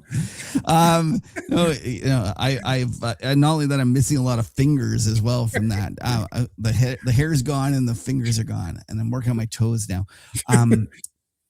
Yeah, so let's just go back in terms of talking about the makeup of the corporate credit market, because that's an important thing. And one of the things that I realized, and I wrote about, I was a little early actually on this one, and I started talking about the alternative investment managers, that they were a better short than corporate credit. And this was about a year ago, or maybe a little less, that I started writing about this. And the idea was that when I looked at the makeup of the lending out there, increasingly the crappiest credits were no longer issuing in the high yield market. They were issuing in the private market, private credit. And that's where all the crappy credit was going. And if you looked at the makeup of the high yield credit index, it had actually improved in terms of its like rating. Like it used to be whatever it was, double B plus or whatever, and it had gone to something better than that, a single B or whatever way it is. It had improved because it was better. And not only that, it was smaller, because the reality was that a lot of this crap was going into corporate credit. Into private credit. And the private credit is a bubble. There's just no doubt about it. It's an absolute bubble. It's insane. The fact that people were buying this and falling for it, and that this thing that used to be like not having to mark something, you used to be earning a liquidity premium. You buy something cheaper because it wasn't marked. And now it's actually a liquidity kind of premium. You pay more for the right to not mark this thing publicly. And that's absolutely ridiculous. There's been tons of smart guys that have talked about it. You go, Cliff Asness, the fellow from Verdad, is being genius. There's no sense in me telling you it all over again. But the long and short of it is that I was short the alternative asset managers. I then shorted the BIZD, which was the BDC kind of public vehicle. And then I was a little early getting off of it. And, in terms of covering that position, one of the things that made me nervous was I listened to Harley Bassman, who's, the founder of the Move Index, much smarter than me. And he started saying, listen, some of these BDCs are ridiculous. I'm going to start buying them. And he says, you have to know which ones to buy. And it got worse from there. But if you look at it, the BDCs haven't been as bad in the last little while as you might think. The alternative asset managers are in trouble, but the actual BDCs, the assets, and you have guys like Bose Weinstein out there, yep. And he's like Saba Capital, and he is short the index with me, like in terms of short the like high yield, and he's trying to buy the BDCs at a huge discount. So we have this strange environment where the BDCs are trading below where they should be really trading if he's able to buy them there. And the high yield stuff that's in the private market or is in the public market is still really, really tight. And so you asked me, am I surprised that it hasn't widened? Yes, I'm surprised, but I understand why. All the real pain is in these private ones.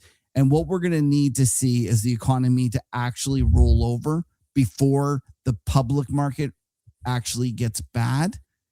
And so one of the things that we need to be on the lookout for is this economy, like actually like doing worse. And I think at that point, you'll get the widening of the spreads and that trade will work in spades. So I'm not giving up on that trade, Louis. I think it's a great risk reward, especially since it carries like, what are we, 350 basis points on the high yield? Yep. So what are we going to go to 300? 300 is all time tights. So there's 50 basis points of tightening and 350 basis points of carry in the meantime that you're losing. To me, that makes more sense than shorting SPOOs, because SPOOs can do some absolutely stupid things. Whereas I'm kind of limited in terms of how much I can lose shorting corporate credit. Yeah, no, that makes sense. Well, okay, I still have I know we've taken a lot of time. Okay, well, by rush now we through probably, your last little bit once. we probably don't have many listeners left, but Yeah. In case we do, I want to ask you go back to some more personal stuff. Oh gosh. And what do you think is the most overlooked aspect of trading? Is it the psychology? Is it having a process? What you you said, you've interviewed lots of great traders, and by the way, everybody's got different styles. I tend to think that the most important thing is to know yourself, know where you're strong, know where you're weak, and avoid putting yourself in situations where you're going to get screwed over, because it's going to play to your weaknesses. But which incidentally, you can't know until you've done it. That's the tricky part, right? No, but it's true. Like you can't, it's like, it's, but what do you think is the most overlooked aspect of trading? Oh, 100%. It's the psychology. I think that making money is easy. I think holding on to the money and not making mistakes and doing stupid stuff with it is really hard. Yeah. And it's just that psychological aspect, that tightrope we're all walking in terms of having a process and sticking to the process, sticking to it when you're down, knowing yourself, as you mentioned, knowing that you're prone to this problem. So therefore I need to be on the lookout for this behavior. There's so much of that aspect. Like, are you selling winners? Yeah, selling winners. Like, and that is part of my growing, is that I've recognized that I need to hang in there, because I will be too early and suffer through something for 6 months, and then finally it gets decently profitable, and then I'll watch it go to the moon, and I won't have clipped it for everything I can. So part of me is just that process of always looking at yourself and always. How much do you feel when you buy something at 100, it goes down to 75, and then it goes to 200, and you're like, awesome, I'm out, and then you see it go to 1,000? Does that absolutely crush you? No, actually, I don't have that. People asked me that the other day, and I was like, I don't have the FOMO. And people say, well, don't you feel bad when all your friends have a position on and you don't have it on? And I actually don't feel any of that. I'm legitimately happy for them. So, for example, I think that's a huge comparative advantage, because that kind of stuff makes you do the stupid stuff, right? Yeah. That's when you get back in at 1,000. That's when you do the Stanley Druckenmiller, like he couldn't take it when right. everyone was making money around him on .com. So for example, on gold, I was out early and I was watching like some of my good friends be like super long, and I was like, great. Yeah, some of our mutual friends. Yeah. So, some of those real degens. And in terms of what I've learned the most from doing this interviewing and talking to people in the market huddle, one of the things I wanted to really mention is the fact that using long-term options is something that I never appreciated enough until I started doing these interviews.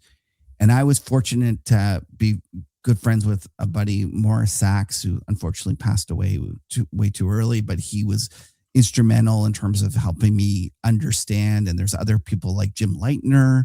And I would get these guys on that were worth hundreds or billions of dollars, hundreds of millions or billions of dollars. And they would be using long-term options and just owning them.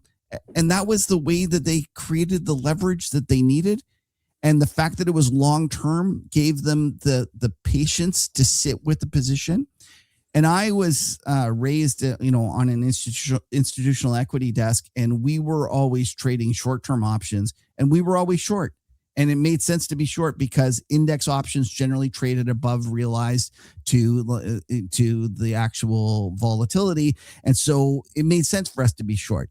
And I wasn't appreciative of how much you can structure a portfolio really smartly by using long-term options. And I am forever grateful to Jim and Morris, especially, for teaching me that. And it's been really helpful. And not only that, Louis, when Trump came, one of the things I said is this is going to be wild.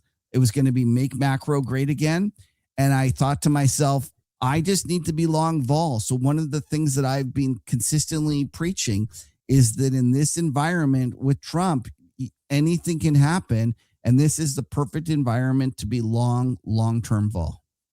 No, that makes a ton of sense. All right, so a couple more personal questions to wrap it up.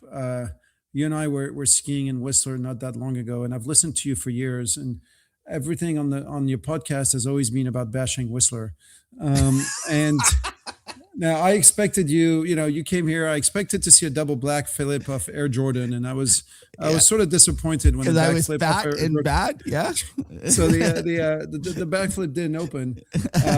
But do you feel you owe Whistler a bit of an apology? Because even though the weather wasn't the best, it also wasn't as bad as you made it look. So for those who don't know, Whistler is my nemesis. The mountain hates me. It rains top to bottom whenever I'm there. But the thing I've realized is that I have to go with Louis, because Louis and I were going up, and it was supposed to rain. It was supposed to be shit. I was at this conference. They were saying, don't even go. And I'm like, no, I want to go see my friend Louis. It's going to be, even if it rains top to bottom. And once Louis got there, it was like the sun opened up. It started shining and it was beautiful. That's how I live. That's how I live my life, Kevin. Yeah, I feel like it is. It's just good living, and the environment opens up for you and gives you the opportunities. So I will take it back, and especially with such a wonderful host as you, Whistler was an absolute joy to be at. All right, then thank you very much. Whistler will be happy to hear that, because we've been hurting for the number of skiers. It'd be nice to get even more people on the runs. And for those who don't know, I got to just tell one story about going to your place. So I'm like, okay, this guy, he seems like he lives in Whistler. He must be a really good skier. And I'm like, I'm not going to bring my skis. I'm going to bring my boots. And I get there and I say, I got to go rent skis. He goes, oh, don't worry, I got some. So we go into his garage, and literally I feel like I'm in the cat skiing workshop with all the skis. There is just racks of skis. And we find some skis. He goes through it all, and I give him my boot, and then he goes, and I'm thinking he's gonna have to look something up, so that he's gonna have to make sure it's set the right way and stuff like that. Just like bang, bang, bang, bang, bang, and next thing I know, he's giving it to me, and it's all set. And I say to Louis, I said, is that something you've learned with kids, or you learned earlier? And he says, well, I was in the military. We were in the mountains and stuff like that. So one of the things I didn't realize is that you were a full military mountaineer, kind of French Alps kind of guy. So this is your element. This is exactly where you live and where you belong. I do love the mountains. I really, yeah. It's undeniably my happy place. And I was sucking a lot of wind trying to keep up. We had a great day. Now, let's move from the mountains to the beach. Yeah. And I know you asked this question to a lot of people, but what would be your desert island disc that you would bring out? Or I think you asked for 3 albums, 3 bands. Yeah. I think the last show you did, the chap you interviewed mentioned the Grateful Dead. Now I've always been told that the bad thing about running out of drugs at a Grateful Dead concert is you start to realize how much the music sucks. So I don't know if the guy was on drugs when you said that, or if Well, I think it was even funnier when I asked him for 3 and he's like, "Oh no, I don't have it anymore. That was just the Grateful Dead." Or then I made him do it and he just picked the like fish members and of the widespread Grateful panic. Deads. I guess the next choice could have been fish and the panic. Right. But, So I appreciate you asking me this question because I've asked it of a lot of folks and I've wanted to answer it myself. So it's very kind of you to ask. and you cannot now. You can't do the dead. I can't do the dead, and so just darn. Okay, so what I've decided is it's actually very difficult. It's not as easy as you might guess, unless you're that fellow that just wants to do the dead. There's so many bands that you want. So if you were just had 3 bands, who would you do? And so ultimately, I've decided to do it this way. I'm going to choose a boomer band. I'm going to choose a Gen X band, and I'm going to choose a millennial band. And so when it comes to my boomer band, I'll give you my 2 picks, and then I'll tell you what I chose. Obviously, I think that the Beatles are the greatest band out there, and it's very difficult to beat the Beatles. But I really love Jackson Browne. I really, really love Jackson Browne and all of his acoustic solo stuff. And I think he's one of the most underrated artists out there. And I was thinking about it, and I was like, if I was on the desert island, I'm choosing Jackson Browne. I'm going with Jackson Browne for my boomer band. That's a great choice. Yeah, and I'm going to go, if you made me do an album, I'd do Late for the Sky. Okay, then we're going to move to my millennial band. The millennial band is actually really easy for me because I am, and people are going to like gag when I tell them this because my wife says that is the sappiest band out there. And she makes fun of me all the time. She says, like, what are you, like a wannabe college girl, like sucky, like emo kind of music lover. Anyways, I love Death Cab for Cutie. I think they're just outstanding. And they have a huge catalog. I don't care. I'm going to take a huge amount of flack for it, but I'm bringing Death Cab for Cutie on it. Then we're left with my Gen X band. And one of the things that I realized is that I don't have a Canadian band in my list. And if I was on a desert island, eventually I would miss the cold Canadian winter. And I just realized I have to pick the Tragically Hip. Okay. So there it is. Jackson Browne, Death Cab for Cutie, and the Tragically Hip. I know it's easy for me to say, but I did have you down for the Tragically Hip. I knew you'd pick it. I just feel that I wouldn't be a true Canadian if I didn't do that. I had you down for it. And when you said 3, I said for sure Tragically Hip is in there. Great. Well, Kevin, before we let you go, I'm sure none of the listeners know where to find you. No, they have no clue. Do you want to tell them about your Substack? Sure. And how to subscribe? So you can go to themacrotourist.com. And if you want, email me, Kevin at themacrotourist.com, and I'll send you a couple of samples. And Louis, I just want to thank you so much for this. I was a little nervous when you kept saying, I want to interview you. I want to interview you. But it was a ton of fun. And I have learned so much from you over the years. And I still remember when we first chatted and you opened my mind to the idea of the total return in a way that other people were missing. And I will never forget us talking about the CNH and the fact that all those folks were sitting around trading the nominal, talking about their trades and, how much money supposedly they were making or why it was about to collapse. And then you said you would just kind of scream and you'd be like, oh no, like, look at this. If you actually go and look at CNH in total return, it's been one of the best performing currencies out there. And it was a lesson that it's still the best, by the way. Chinese government bond market, of the major bond markets in the world, is the best performer again this month. Yeah. In spite of its low yields, since the start of the war, it's actually the only major government bond market that delivered returns. It's up for the year when all the other ones are down. So it's the best 1 month year to date. It's the best 12 months. It's the best 36 months. It's the best 5 years. It's the best 10 years. Chinese government bonds have been, and again, you say this, that makes me a communist, of course. Yeah. But this is just simple, plain fact, is that the Chinese economy has actually been managed. And, I kept talking about this. I was blue in the face. everybody always points to the lousy returns of the equity markets, but the bond market returns in China have been phenomenal.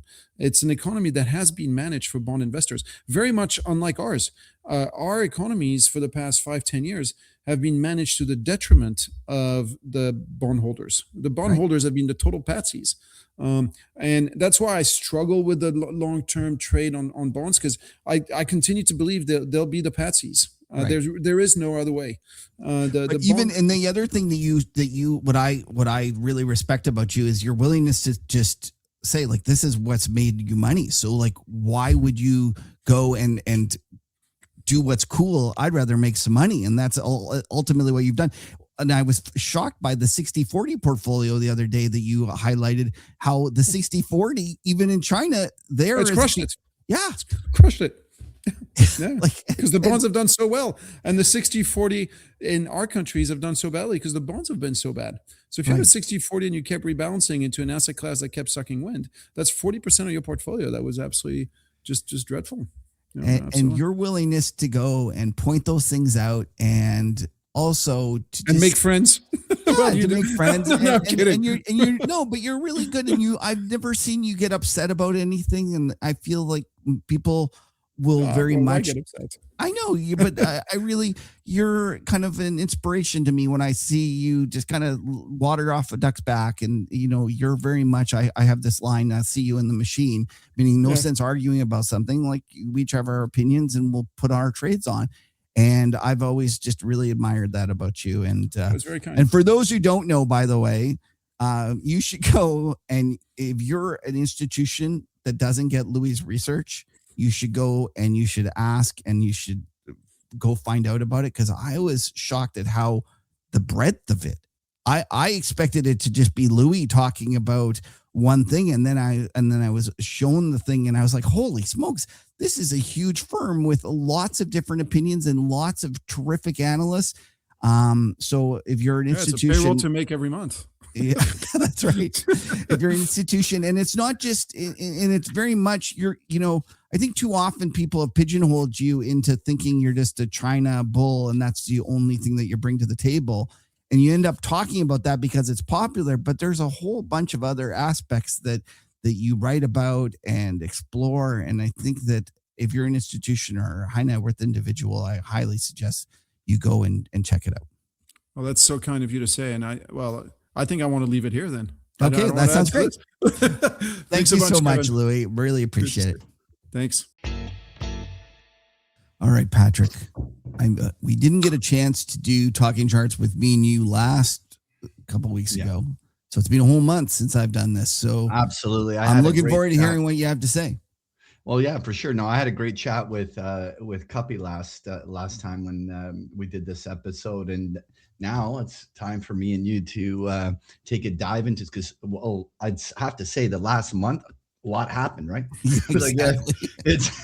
It's been kind of a spicy month to absolutely. Like, I mean, to think back, like it was the 13th of March, I think it was the last time me and you chatted, and the market was still just above 6,800. We were just starting to poke below there, and things didn't really heat up yet at the time when we were doing this. So a lot has happened. We're actually higher in price today than we were when we recorded. So there's been it's all a bad dream. Exactly, it was all a dream. Now let's size this up and talk about what's happened here, because there's so much to cover. The S&P obviously got quite oversold, but what was really particularly interesting is obviously everyone at this point continues to hinge on Trump tweets, which is essentially, what is the next headline coming? And Trump has not failed to deliver in that he's using and weaponizing his media source. In other words, saying parabolic things like we're going to wipe out civilizations. It's almost logical to assume that he has to taco out of that. Like it's not a very politically viable thing to do that. So the thing becomes is that he's literally almost creating the environment that makes it perfect for that reaction function.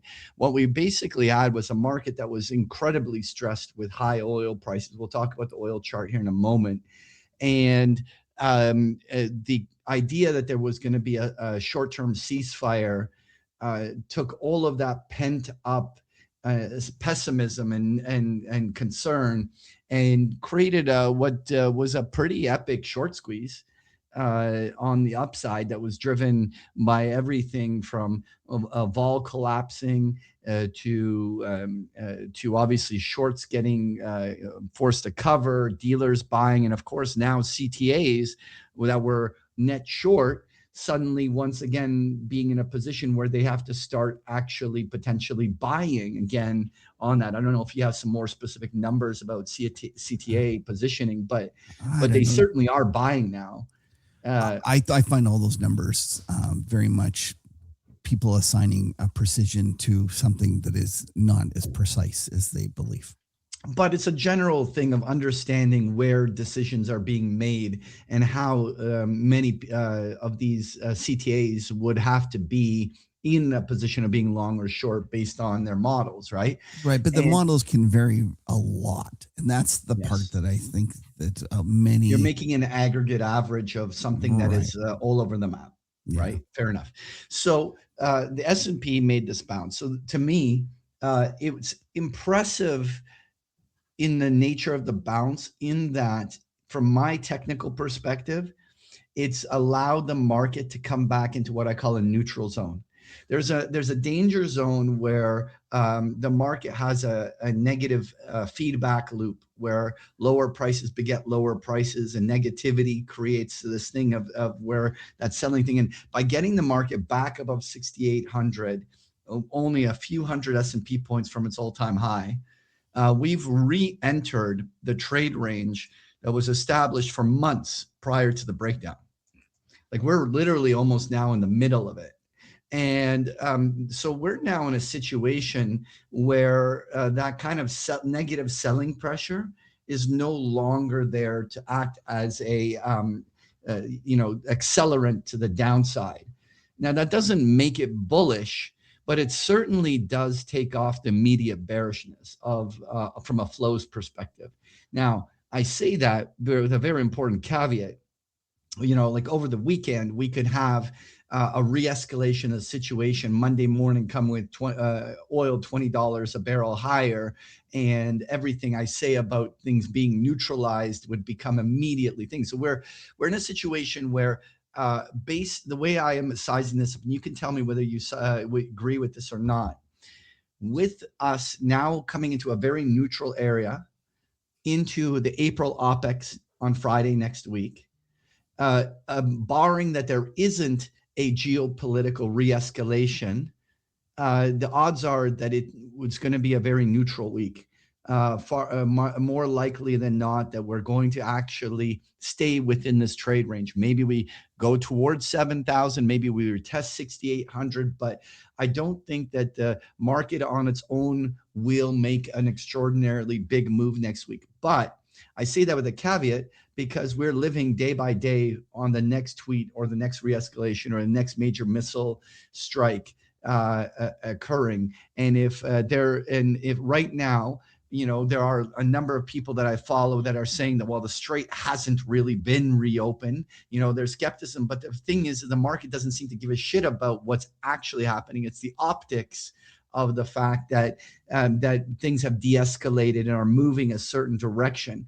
If the market has in any way a new kind of input that basically says that this is still going to be a bottleneck in the strait for an undefined period of time, the market's just not going to like it. It's going to at some point leave this kind of wild card that at any one moment this market could get spicy all over again just at the snap of a finger. How do you size up what I said, and what do you agree and disagree with? So I guess I'll take a little bit of a different view in that I believe that the market has actually become more numb to the geopolitical events, and that even if we had a re-escalation, I'm not sure that the stock market would react as violently as it did, for example, a month ago.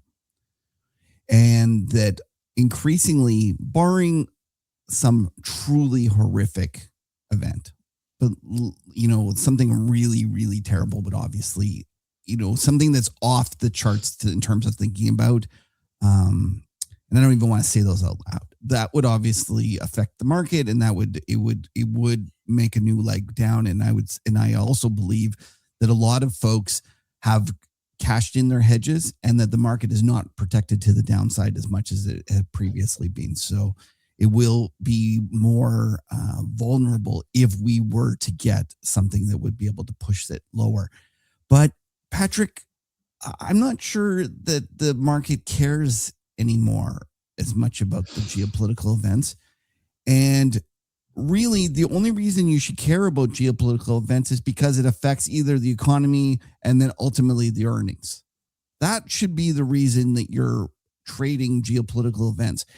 And increasingly, it seems to me that the market is saying, well, we can handle $100 oil. It's not going to be the end of the world. These companies are still making lots of money, and they're pushing through, and they're not worrying about it. So when I think about what will cause the next downturn, I'm not sure it's going to be a Trump tweet or an escalation. I suspect to get a true downward move that sticks, it's going to have to be the economy rolling over or earnings severely disappointing. When I hear you say that, then that immediately triggers the memory of the summer of 2007, even though the way that it played out and the catalysts for it were different. But if you think back to the summer of 2007, when we had the initial drop in the market, driven by the Bear Stearns, subprime hedge funds getting bailed out and failing, and all these things, led to about a 10% market correction, a little bit more than that on the downside. And after basically a 12% market correction, the market proceeded to rally to new highs for the next 2 months. And what really, in the end, hammered the market was exactly that: the economy rolled over.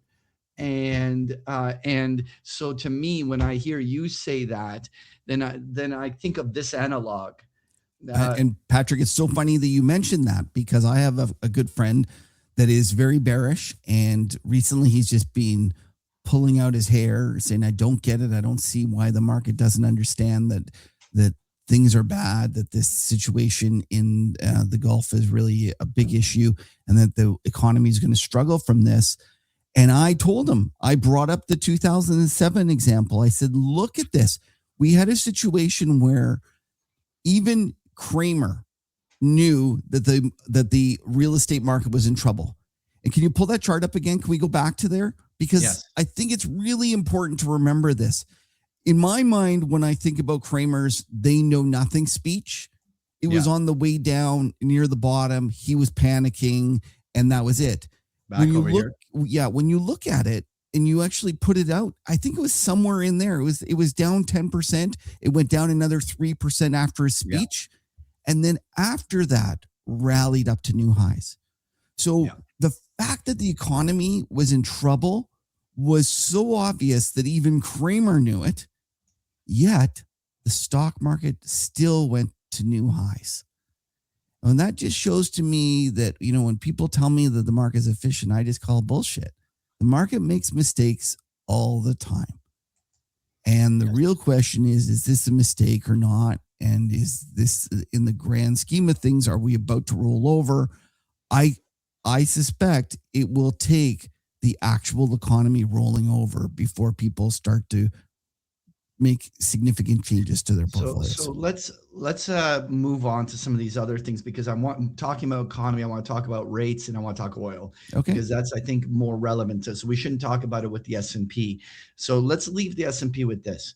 We are only now let me just measure this out. But like as of this moment, to close at its previous high is only 144 S&P points away. So at this moment, just based on the normal standard deviation of a 1 week move, we could actually close at highs just based on normal price ranges. And so at this stage, a double top retest of the highs cannot be removed off the table. Like it's literally just a normal occurrence at this stage from a price range. It wouldn't even take anything special for the market to get up there at this stage. And so I still do think we're going to see a little bit more pinning next week. Like it'll be a much more choppy market, maybe one big down day, another huge big up day, and kind of a lot of messiness to it. But at this stage, we're clearly back toward the highs and not in a downtrend. Right. Sorry, go ahead. Finish up, and then I want to say one quick thing about that. That analog of a retest of the highs in 2007, I think is real, because in my mind, obviously from a flows perspective, the market can easily get pivoted back to being long here, back to the highs, right? Just from a flows. But in order for the S&P to go to 7,500 or 8,000 on the upside, we would need a structural pivot in trends in the financial stocks, in the Mag 7 stocks, semiconductors, software stocks. All that we'd have to see one line after another of each of these areas join the party. And we'd have to see a huge new rally develop, which, by the way, the probability isn't zero. It could happen. But at this moment, as we approach these highs, and we can go through all these charts, they haven't.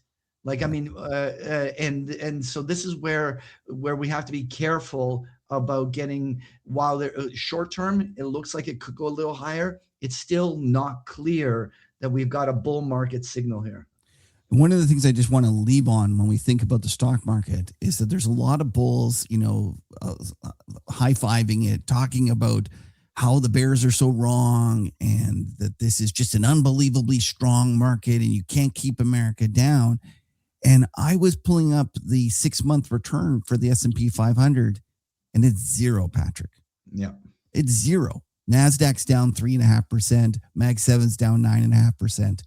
Meanwhile, the MSCI World ex-US is up 9%. The FTSE's up is up 10%. The S&P or the Toronto market's up 12%. Brazil is up 31%. Oh wow. Those are markets that the bulls should be congratulating themselves on. This has been 6 months of chop. And sure, you could say that the bears weren't right, but you can't say that the bulls were right either, because it's zero. It's taking everyone's attention, and they're all seem to be, celebrating the fact that we've had 6 months of zero returns. So what's interesting, S&P was up 2.5% on the de-escalation on the first day. Yeah. I remember that. I know where you're going. Keep going. Right. At the same time, Nikkei was up 5% on the day. Kospi was up 7% on the day. The Euro stock was up 5% on the day of that reaction. India was up 4% on this gap higher. Brazil was up, but now is ripping higher, but it was up. Point is, actually, almost every global indice on the reaction to the de-escalation ripped substantially higher than the S&P did. And it's not like it was, and they were down so much more going into it. And that's the point. They're outperforming even after the de-escalation. Yeah.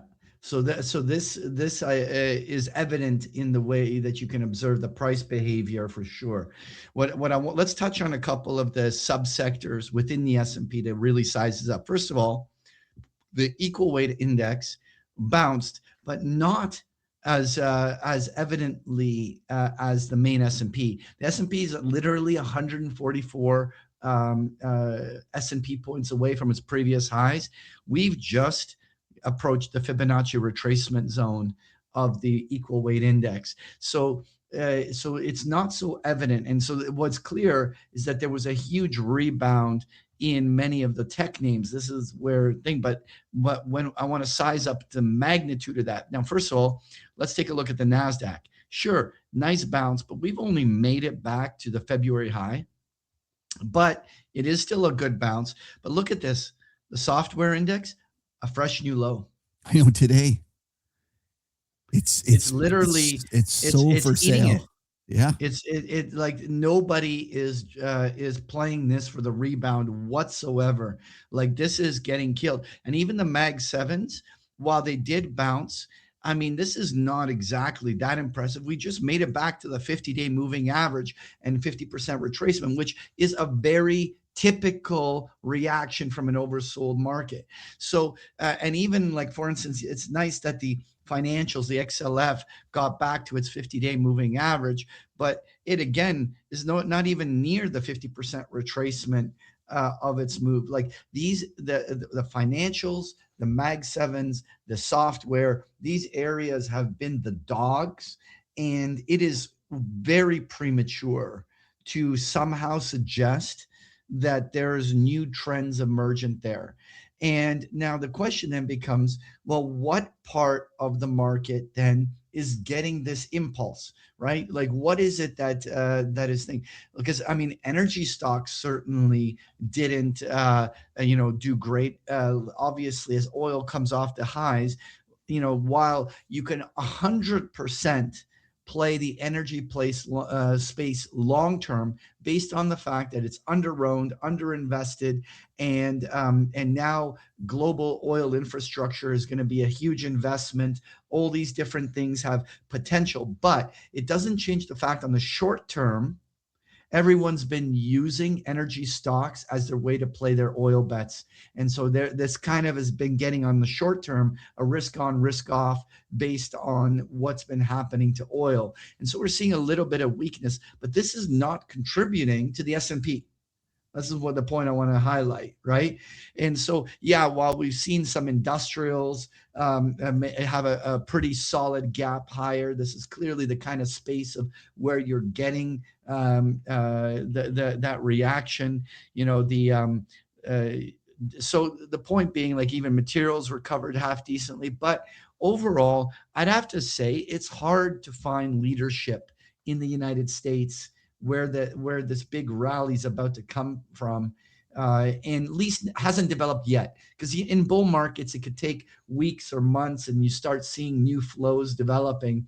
As of this moment, there's nothing convincing yet in terms of where the bulls are going to prevail on the side. Anything you want to add to that? Nope, nothing at all. I think you're spot on, and it is difficult. And I was actually struggling with that as well, Patrick. Like what is causing the market to go up? And it's just a lot of bounces from oversold conditions. Right. And no major changes in what has actually been happening. Like you can't say that any of these trends have become, because like when a major turn point is when all of those most beaten down sectors, like I'm thinking, okay, maybe the bulls do win. Maybe going along the market will happen, but you would typically expect that the Mag 7s, financials, and even the software stocks should be participating to push the stock to 8,000 or the S&P to 8,000. The idea that the S&P is going to 8,000 based on the utilities and consumer staple stocks rallying is a hard one for me to believe. Like it's going to need broad participation. I'm going to push back a little there because we did have a handover in the last. What was it? Although I guess it didn't go to new highs, is what you might argue. Yeah. I hear what you're saying. That like it's been treading water for 6 months, and the reality is it's been treading water because the largest parts of the index, which is the Mag 7, and give me a shit. bull trend in the Mag 7s, and then I'll believe that we can go to 8,000, and then I will call it. Like but right now this is not enough to say that we have seen a key reversal in these at all. So let's talk crude oil. Because the fascinating thing to me, is that people just assume that the Strait will just go back to normal the moment there's a truce, or at least some Well, Trump short-term told us that, ceasefire. though, Patrick. What? Trump told us it's open. It's open. Now, I can't imagine, like, there's all sorts of questions. Like, will any of these ships actually be insurable in the foreseeable few months when there isn't an outright peace deal signed, right? The thing is that fine. Let's say every one of those trapped, what is it? I think I heard 800 ships. Am I right Yeah, on the it's number? a lot. So 800 ships. So let's just say all 800 ships successfully get through the strait, and they offer the fact that 2-3 million barrels can quickly be injected into the market, and some fertilizer gets through. But how many of those ships are going back into the strait afterwards Patrick, without insurance? You don't have to The convince thing me. is- I'm with you. By the way, when you were saying that, I was just came up with an idea, and hear me out. We have 800 ships. What if they all go together in like a At once. huge armada? So so the Iranians will get a couple of them, or maybe even 10 of them, but 790 of them will pass. It'll be That's a significant military strategy that you're talking about. That's, it'll be like Squid Games. That's what we should do. That's what they should, Absolutely. just everyone all band together and we all go together.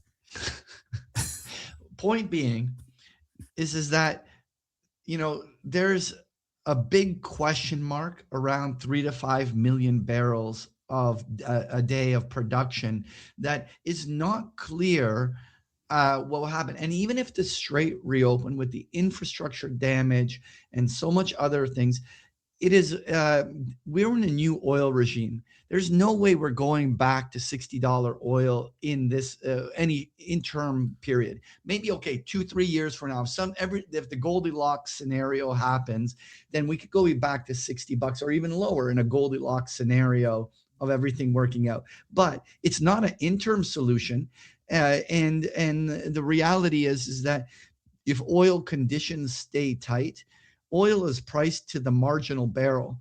And I have employees that are, let's say, out in the Philippines, and they're telling me that literally there's no gas at the thing. They literally can't get gasoline to fill up their cars. They're just telling you that because they don't want to work that day, Patrick. They work from home, buddy. They work from home. But the point being is that it's going to take a lot for things to go back to normal, and even then, if let's say oil got back to where it was, there's going to be substantial oil hoarding as people are going to want to replenish all sorts of strategic petroleum reserves, create new ways to think. Like, we're in a new oil regime that for the remainder of this year, it's hard to imagine oil being, in any way sold down beyond a reaction of a war premium being pulled out on the short term. If there was a peace deal, like, could I see another $10-15 drop if there was some magical peace deal done? Maybe like the market may do something like this, but here's my call. We're not going to see any sustained price action below $80 a barrel for at least until the fourth quarter of the year. So maybe there might be a one-day drop to 75 and then back up. But I think that a north of 80 is where we're going to be throughout the summer. So Patrick, so can I take it as correct that you will fade the famous energy pundit out there that is talking about $25 oil? But he did say that on a 2-3 year time horizon. So, well, is that on the other side of his $200 call on the other side? Yeah, like in the end, when he there's parabolic calls made on this, but the one thing I will say is that the short term, so we're talking short to intermediate term. Yeah, I hear you. Right, because everyone. Did you have him on the show? Is that why you're defending him so much? Did you have him on that other show? You did. No, that's I don't why. think so. Okay. So. Okay, so yes, Patrick, and the other thing I wanted just to highlight that you've talked about, even if the Strait opened tomorrow, and even if we had a situation where we return to the old days of trade, and I'm with you that that's not going to happen, but like even with that occurring, I didn't understand in terms of the shipping how long it takes for that bottleneck to get fixed in the system.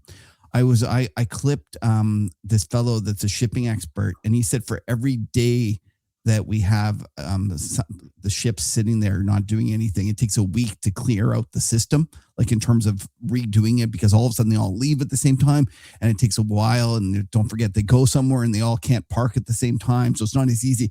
So it's a week for every day, and now we're like 30 odd days into this. We're talking half a year to a year before the shipping would be back to normal, even if everything opened up and we returned to the old way. So I'm with you. It's going to take a long time to fix this problem. I suspect the market is sleeping in terms of how monumental this change is. Absolutely. We're in a new regime of higher oil. And I think that this is why I'm actually quite structurally bullish energy stocks, even though they are vulnerable on the short term from another tweet. You know, if there's a further de-escalation, the XLE could easily drop another 10% or 15%. Like there's short-term downside risk. But I believe that we're in a new regime where countries around the world are recognizing they need alternatives to depending on the Middle East alone. And there's going to be attempts to diversify this, new exploration, new projects put on, new CapEx spending, new infrastructure projects, new refining projects. I honestly think that we're in a period where even though the short term might see a pullback, that this is, again, a great investment for the next year or two in terms of money now flowing back into these energy names and potentially a new thing. Like I remind everyone, like I'm going to pick on the XOP, right? Oh, look, it looks like a bullish chart, doesn't it, Kev? Like a thing. Look at it on a monthly chart. Okay. Tell me that we've gone through some major oil bubble and that this is about to all burst. Yeah. Like we literally have a new 1 month high out of a 4-year trade range. Right. So if you're stepping back, it's just started. It's just started. Right. And so, you know, give XOP, let's say maybe could it be $150 and drop another $16 and 10%? Absolutely it can. But has this only just begun? Abso-freaking-lutely. Patrick, you want to see a sexy chart? This is Tell what me. I bought when the Venezuelan, remember we were at peak bearishness during Venezuela, and I wrote up my piece buying energy stocks, and I actually was lucky to time this. XEG Canada. That's the one. And I continue to like this even more. And if you look at this chart, it just that Venezuelan, do a weekly. You can this see is a monthly. Yeah, do a week you can see that it was the Venezuelan situation was this little dip, and then it's just straight up. Like going to the daily, you'll see it just chugged up. It was like every day somebody was buying it. And it was just a beautiful Canadian energy has been just a huge winner. A huge winner. And if you think about it, this is what you want to own because they have the longest life reserves. And hopefully we have a prime minister that's going to finally get the act in gear and get some pipelines built. Granted, he's testing my patience in terms of how long he's taking. And yes, all my right-wing friends, I am getting to the point where he better put up or shut up because it is high time. And if you can't do it in this environment, you're never going to be able to do it. So get it done, Carney. But I am still optimistic that this is what you want to own. Okay. So let's use this energy shock because we got a CPI print, right? And CPI came in, everyone was expecting a 1% bump. It came in at 90 basis points.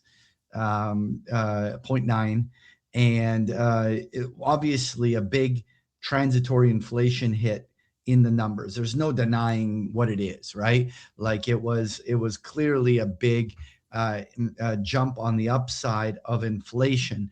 But let's talk about its economic impact, like such as let's talk about gasoline. So just for the American, because it's different all over the world, but for the American, you're experiencing a jump from $1.70 a gallon. It was 100% rise, doubling up to $3.40 at peak. Right, we saw literally a doubling of gas prices in that period. So there is a substantial economic gas tax that just got hammered right through the entire economy. And that is felt everywhere in the world. Diesel prices, gas prices everywhere in the economy. And Patrick, 1 second. I think is that gas at the pump? You got that right? This is the gasoline futures. Right. So that's not what the actual gas at the pump, because I just want people to realize, because that's not a doubling. It was 280 in January. It's 415 now, like gas at the pump. Okay. So you're right in terms of the refiners and the people who are actually trading it that way. But when you're for the regular kind of consumer or business, it is more like a 50% increase. The point, whatever the exact percentage is, whether it's 60%, 80%, or 100%, the bottom line is that there's a huge consumer tax that happened, and it's impacting a whole array of businesses that rely on transportation, airlines that rely on gas, airline fuel, and a lot of that hasn't been baked in. You know, airline tickets. I was, as an example, flying my kids out in a couple of months, and literally the tickets went up 30-40%. I forgot to buy them early, and like an idiot, I basically couldn't get it locked down. And there was literally a 30-40% jump in the flights, right? Like this is translating everywhere in the economy. So this acts as a tightener. It creates uncertainty. It makes people make consumer decisions differently. And it's happening at a time where interest rates have basically tightened credit conditions. And so this is where I want to segue it, because I want to talk the economy, and you do it through the interest rate markets. And so let's talk about the interest rate markets. First, we'll start with the U.S. And I think that the most important thing that I want our listeners to observe is that there's a structural difference between what the Fed does and what the market prices in for what the Fed does, because what the market prices in actually synthetically tightens a market before the Fed does any action, right? We basically saw close to 100 basis points a move in the markets right across the board, not just in the U.S., but in almost every country right across the board, in the Cora in Canada, in the ester markets in Europe. Basically, we saw almost the equivalent of a 1% rise in interest rates to the year end happen synthetically in the markets. Basically, the credit markets tightened. You're giving me that look. Is no? I'm trying. You know what? You're doing this during the market hours, so I'm trying to trade a little while you're talking. You're struggling with that trade. I'm sorry. I'm sorry. I should be better. This is the problem with when you made us go to video. I knew it was going to be bad news, and then you insisted on recording during the hours, and you got me an hour earlier this time. So I apologize. No worries. But like as an example, we went from peak to trough here on the December 2026 contract, peak to trough. Literally 95 basis point move in 21 days, in 3 weeks. Now, while we've a little off of that level, but this is the ester markets in Europe, and and like me and you were talking about earlier, but they literally went in. It was 106 basis point swing in that 3 weeks, and they're now pricing in 2 rate hikes at this moment, a little more than 2 rate hikes the last time we talked into the markets. And so we have a situation where the economy is feeling huge stress, and the irony of the situation is, while central banks are 100% mandated to basically fight inflation and to respond to inflation, the problem is that it's very clear that there's a difference between the 2 types of inflation. There's supply shock inflation driven by actual physical constraints like oil, and then there's monetary inflation driven by the amount of money and credit being created in the system, which is driven where at least the central bank mechanism of controlling interest rates has a much greater impact on controlling. You don't basically solve an oil crisis by causing a recession in tightening credit. And so we have a situation where we're seeing this kind of response in the short-term interest rate markets, where they're concerned about inflation, which is actually happening, but is the Fed responding to this inflation surge with raising interest rates a policy error? And I'm very concerned about that. What's your little rant on this? So yeah, I wrote a whole piece on this. I'm with you, and the real question ends up being, is the tightening of, or does the rise in the price of oil act as a tax? Is that what causes the economy to slip into a recession, or is it actually the central bank's response to the tightening of or the rise in the price of oil that's actually what pushes it into recession? I'm more in the former camp, meaning that I think that it regardless of what the central banks do, the oil acts as a tax that slows everyone down. And yes, you can say, for example, in the U.S., that the U.S. is not is equal in terms of they're neither an exporter nor an importer on the whole in the grand scheme of things of energy. So therefore, they should be a wash depending on the price. But you have to look at who's earning and who's paying. And when you get a situation where oil or energy starts rising that quickly, it ends up being that all the consumers, all the businesses, all the users of energy end up paying a tax. And sure, the Exxons of the world are all of a sudden making more money, but that's not going into the economy. That's not getting spent. And so I'm very sympathetic to the idea that energy rising is just a full-on tax on the consumer and the corporations and slows the economy. But I'm not even sure it matters, Patrick, because to what you've highlighted is that the market has gone ahead and priced in a standard central bank reaction function to the rising prices of oil anyways. So the tightening has already occurred in the monetary markets as well. Yeah. And really, if the central bank wanted to push back on that, they had to push back immediately. And what we saw this last FOMC meeting was, in essence, Powell okaying the standard response to higher energy prices. And you saw with Waller and Bowman also withdrawing their dissent in terms of not cutting rates as an implicit okaying of this tightening of forward conditions. Now, the one thing you might argue is there's one thing to take out kind of priced in cuts or like forward cuts, and it's another thing to raise rates.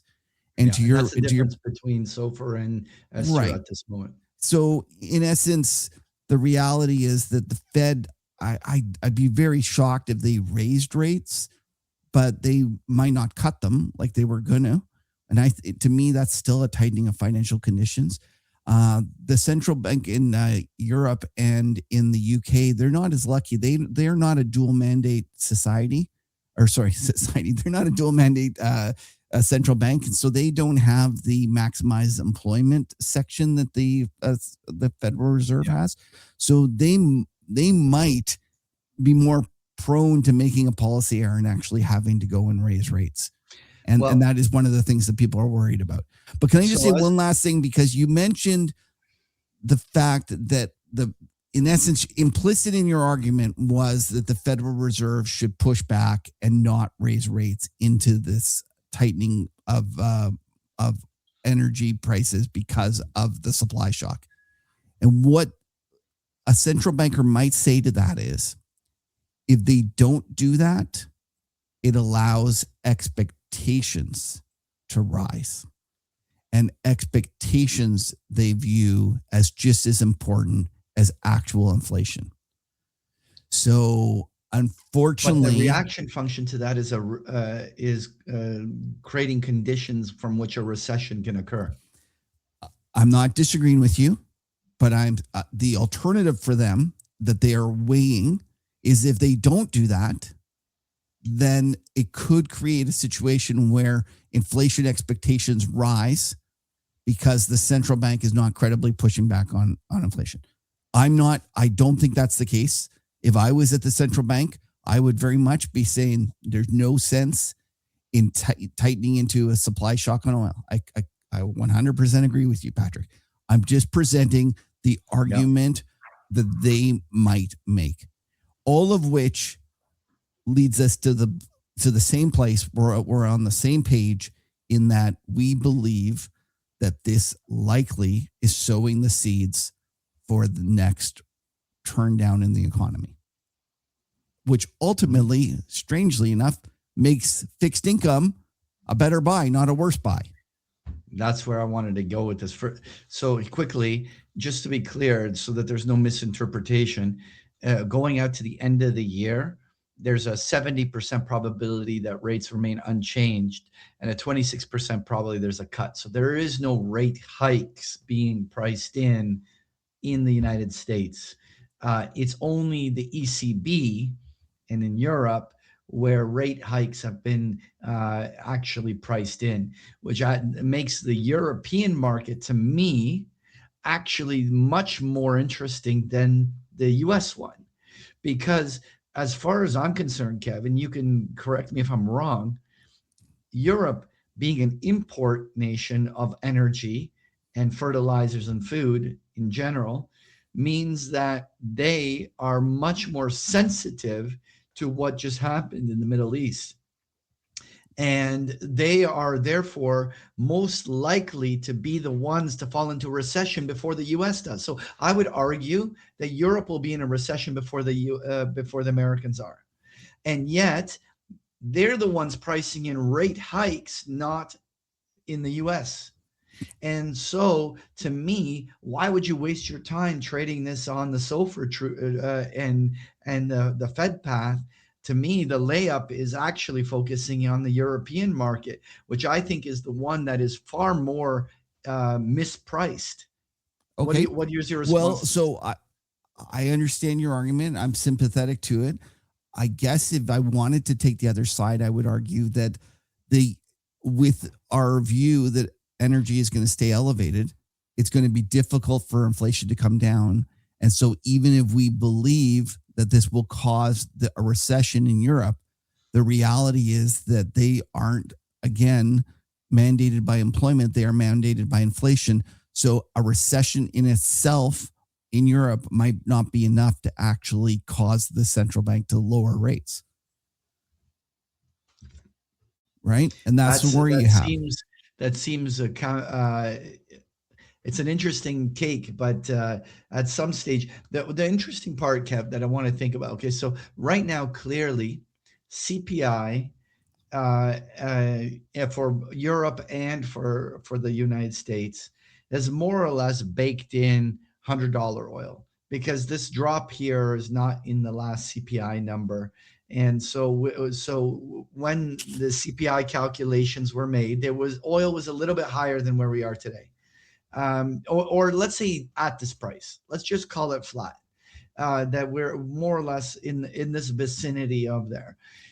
Now, month over month, unless oil makes an equally proportional move higher from here, then the next CPI print month over month is not going to see anywhere near a reaction, even if it is going to be slightly higher from all the sub products that are being impacted from general rising.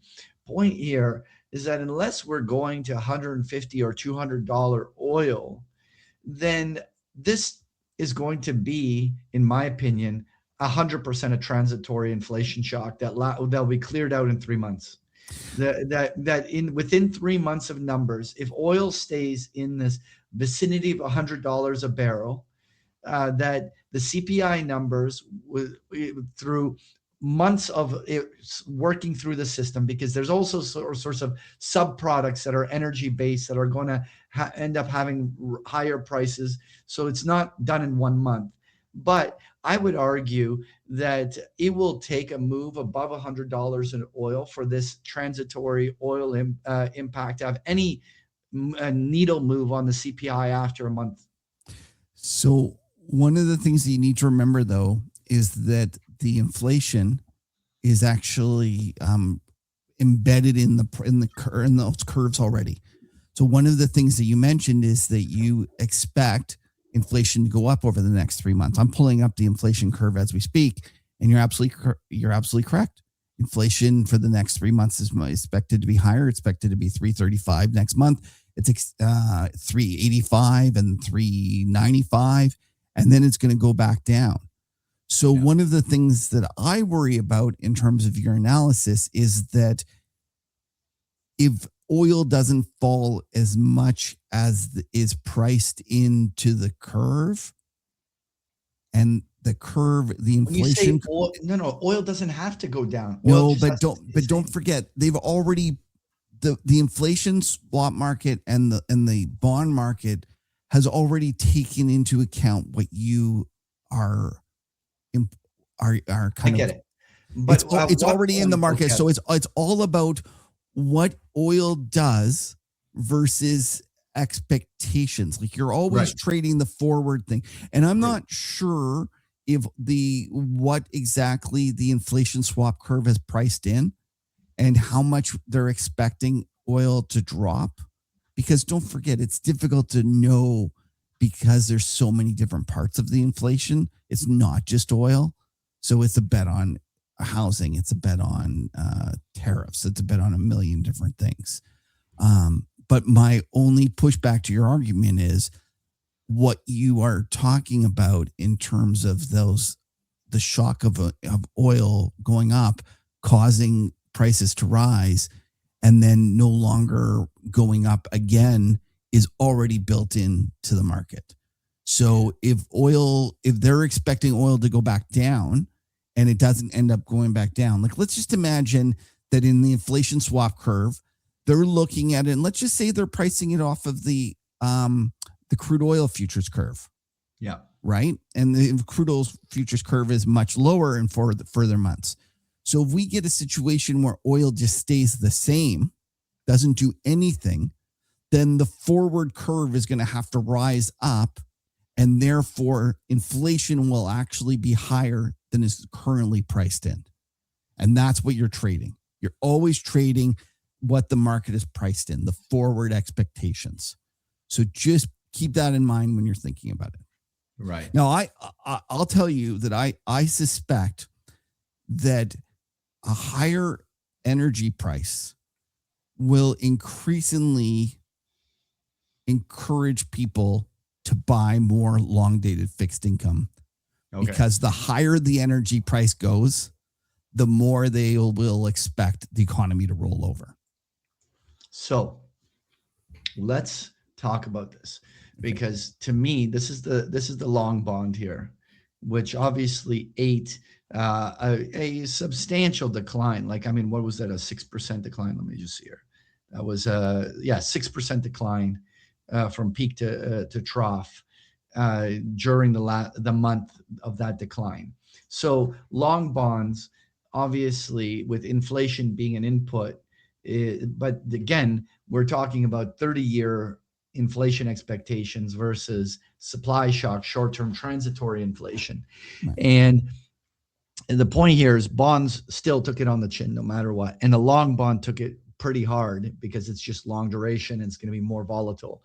And but the interesting part is the technical move down here has actually put CTAs into an interesting position. I was just reading that from the UBS CTA specialist Nico LaRue basically came out and said after this last weeks of selling, we have seen the CTAs hit max short positioning in the entire bond market curve. And so basically we're seeing a situation where at this moment, literally every CTA is short bonds down here, driven by obviously inflation fears driving these bonds lower, creating the technical conditions and quant conditions for them to be max short at a time when, is it really going to lead to an economic slowdown and the type of conditions that and tight credit conditions, which is typically when long bonds do the best. Yeah, it's a fascinating moment where do you bet that that the long bond here is hugely mispriced? If there's a potential for a squeeze the other way, the long bonds are interesting. The hard part here, Kev, is going to be the timing of this one, because if let's say we had crude oil, and I think you shared this with me, so I'm maybe paraphrasing what you told me, and you can certainly either confirm or have a different view. But if oil, if let's say the situation became clear that the Strait is not going to flow the way it did in the past, and there's millions of barrels that are still missing from the market per day, and oil makes a path to $150 a barrel, there could still be one more leg down in the entire bond market, as rates can still suffer one more shellacking on a short-term basis, as in like a 1 month path on there. And so the trick here is, odds are that when you're looking 3 to 9 months forward, this is a fucking layup. But on the short term, it could get a lot fucking worse. And your starting point might be shit, because there could be an entire leg down that makes this idea kind of a great idea, but totally wrong timing. So like, how do you size this up? Well, so yes, that is what I told you. And you know what the best indicator that is what's going to occur is? Because people have heard it on the huddle. No, because I'm actually because I'm long bonds, and you always tell me that I'm always. That's never happened before. Are you long as well? I can't say it, because if I do, don't go. I'm always early in terms of these things, so I'm gonna experience some pain. You have to be. If you're in the bond market here, the trend is not your friend. The primary trend is still distinctly down. And like, as an example, just using the technical techniques. But is it really down? Like, look at the last year. Kev, it's a huge range. You are the man that told me that there's no such thing as a what? A triple, quadruple bottom. Right. And what are we doing right now? Right? It's different this time, right? But there could be the infamous turtle head formation, where basically we have one more washout that breaks to lower lows, breaks the will of every trader to hold the long bond. The end of the world is coming, rates skyrocketing, triggers recession, and that becomes the buying opportunity. Point is, I'm going to look at this 1 second. Let me look at this chart, because you're looking at the futures chart, and the futures chart is a little bit weird because of carry and stuff. It rolls futures. Yeah. Let me just go look and see if you're correct. Yeah. So this is the adjusted yield. It looks much different when you do it on yield. Anyways, so going back to this point about whether you're going to get a swoosh lower, you might. I'm not going to deny that. All I'm saying is, if you're long bonds here, just have it hedged. because the thing is, there's not enough evidence that the trend is your friend anymore. Like, and so once you're right and the thing is working, you could just let it go, and you could hold it for months long and everything's fine. But right now, you're betting against a primary downtrend in the markets that is not yet very explicitly reversed. You have obviously a relief rally off the worst levels, but literally, if oil jumps to $150 a barrel next week because of some stupid event, or some market realization, there could still be a break to lower lows in these bonds. It might be, but I will say one of the things that I would push back on, you said earlier that the 30-year went down the most because 100%. of obviously the duration. And yes, when you're talking about it in dollars, it went down the most. But if you looked at the yield curve actually flattened into the war issue. No, we're talking about the actual trading losses. Right, I understand, and you need to trade it differently on the size and things that's implicit. But one of the things that I believe has occurred is that over the last couple of weeks, bonds have become less sensitive, less correlated with oil. And that was really when I got really bullish on fixed income. There was 1 week I remember specifically, it was like the second, maybe it's the third week of the war. And up until that point, if you had plotted like the December SOFR future against oil, it was going tick for tick. And all of a sudden we had a day when oil was up $10 and the SOFRs were unchanged and the bond market was actually bid. And I thought, this is it. This is the point when the bond market is starting to smell that an increase in oil prices actually caused the economy to roll over. And since then, it's become less and less correlated. So I was more worried about this spike in oil causing the bond market to sell off 2-3 weeks ago than I am today. And I'm not saying you're going to be wrong in that if we did get a move to 150, like something really extreme, that the bonds wouldn't sell off. But I suspect that more and more people are in our camp in terms of understanding that a high spiking oil will cause the economy to roll over and that the rush into bonds will be quicker than people expect. I guess what I'm saying is that the turtle head will be short and shallow. That's the definition of a turtle head. It'll be even for a turtle head, it'll be short and shallow. It's supposed to just poke down and then slip back in, right? Like it's okay, next what else you got? All right. So let's talk briefly precious metals. By the way, I want to make one thing. I just want to ask one thing as to whether you agree with this or not. Okay.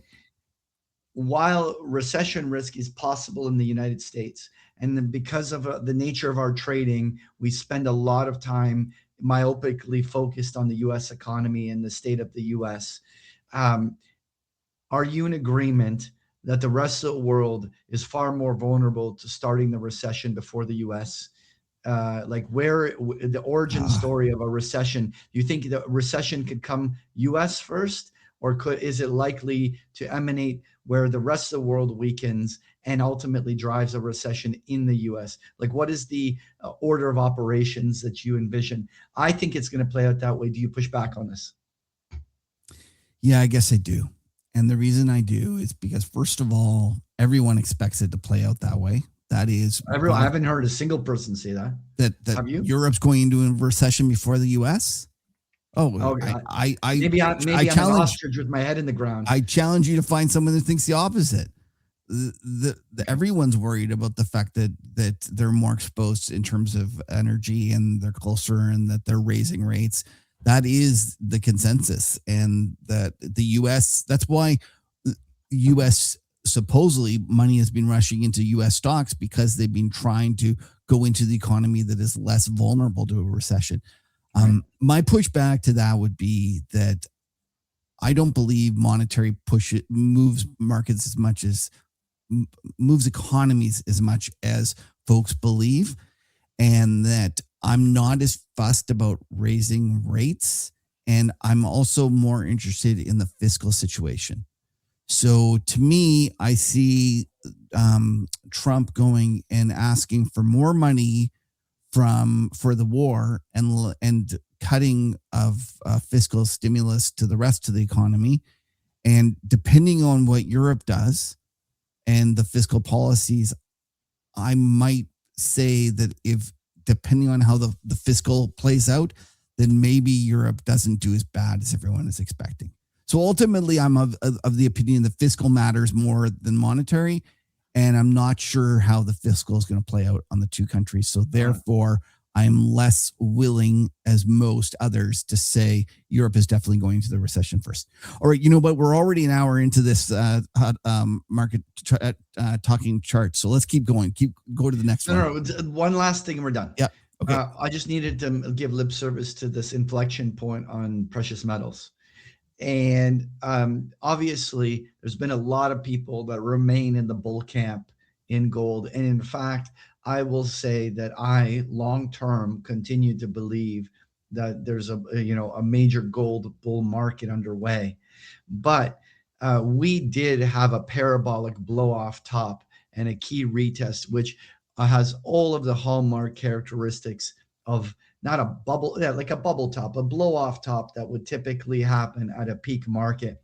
And after, this is the first time in 2 years that the precious metals markets, whether gold, silver, platinum, or palladium, have actually broken a 2-year bull trend. And this entire rally has now come back to the 50-day moving average and the retracement zones.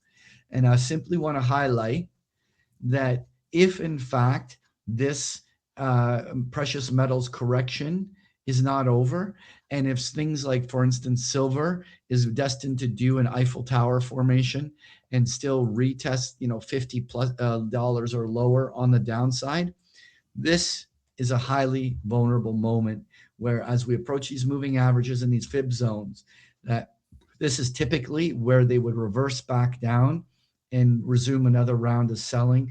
I'm not necessarily predicting it, simply highlighting the fragility of the moment technically, that if the prevailing downtrends remain intact, this is the failure points. And it'll be very interesting to see whether or not another round of selling emerges here in the precious metals. Any last words, or we go on? No, that's it. Sounds like great last words that you already did. All right. Good stuff. So, folks, thank you very much for tuning in. Patrick, where can they find out more about you and your terrific service? At bigpicturetrading.com. Kev, where can they subscribe to your amazing newsletter? Themacrotourist.com. And listen, bear market, bull market, we're just happy to have some friends for this ride. Now stick around for the after show. All right, Danny. We went quite long there, right? Yeah, I know. It's because you let me talk. That's why. That's the problem. Yeah, Danny's like, fuck that. Okay, let's review this grape beer. And I'm not saying GREAT, I'm saying GRAPE. So it very similar to a lot of the Belgian, double and triple fermented kind of beers in terms of its overall kind of like sourness and stuff. I actually think it's fantastic. It's a great beer. It's not sessionable. I mean, we haven't used that word for a very long time. You can't go and grab a 6-pack of these and start cracking these as a thing. But I do actually think that anyone who wants to try a grape ale aged in oak barrels, like this is definitely for beer connoisseurs and ones that like their natural wines. It actually was a great experience. Not cheap. What was the number? What's the number? I'm going to give it an 8.2. Holy wow. Shit. Jesus I Christ. went there. The grape beer. What the hell's happening to him? Been in Portugal for a little while and he's like in grape beer? Like, what's that about? Great beer and natural wine. Yeah. So you and I, Danny, we're going to drink the regular types of beer and the unnatural wine. That's how we roll. The skunky ones. Yeah. Yes, the skunky ones. Patrick, you got to tell us about your trip to Cuppy's place and your Elmer Fudd. First of all, Elmer Fudd, First of this all, I want experience. to do a shout out and a big thank you to Cuppy and Millie for hosting me. Absolutely wonderful place that they have out there, and so I finally made it out there to thing, and it was just a stunning view, beautiful place that they have there. Cuppy's living in paradise. There's no Did he put you to question. work? Did he tell you? Absolutely. I got out onto that farm, and he knew and he heard about all my hunting skills back in No, Canada. but okay, one second. We're gonna get to the hunting. But did he put you to work planting trees and stuff? No. I told him about I did take a tour of the farm. Because he is so proud of his farm, and he sends us pictures of his trees that he plants and all the time, and he's rightfully proud. And he's in that stage of life where I got to see them all in person. I got to see them in person. I told him about your large Slovak peasant hands, and he did not. He did. I said, put him to work. He's gonna be good. He's a Canadian boy with those large Slovak peasant hands. But obviously you weren't there long enough. No. Okay, no, so he did put you to work doing something else. Tell us about it. He gave me the rifle, and I went looking for the iguanas, iguana hunting. All I can think of is Elmer Fudd. Be very, very quiet. Quiet. We're hunting iguanas. Did you get any? No, I did not. Clearly they knew I wasn't being very quiet, but they can hear you coming. You know what he said? Sorry, go ahead. No, we took a stroll through, but they're more visible in the morning. So you're not getting up in the morning because you've been drinking all night. You know what he sent me a the picture? markets were open, so it's. Oh, that's what it was. So you know what he sent me a picture of the other day? A monkey. Yes. He's like on his farm, this monkey, and I said to him, like, whoa, like you're in Puerto Rico, right? Like there's no monkeys. Like unless I'm mistaken, monkeys aren't native. He says, yeah, a bunch of them escaped from the lab 20 years ago or whatever. And they look. And all I can think about is Dustin Hoffman with the Outbreak. Remember that movie with the big outfit? That's funny. But honestly, there was a monkey on his property, which I thought was just wild. Oh, absolutely. No, but you know what? There's this one bird that absolutely hates him. Oh, really? And gets very angry at him. And there's two. There's one on his farm, but there's one at his place at Cuppy Castle there, where basically at 8 p.m. if you're sitting out on the terrace outside and you're making too much noise, having fun talking stocks and drinking too much, the bird sits down on the ledge and starts yelling at you, like looking at you, and it's like, shut the hell up, get the hell out, go to sleep. Like literally the bird just you sure his wife? What? No. Wow. Edit that one out. All right. That's enough. Let's wrap it up. Okay. Everyone have a great week. Thank you for tuning in. We'll see you next couple weeks from now. Take care. All right. Cheers, everyone.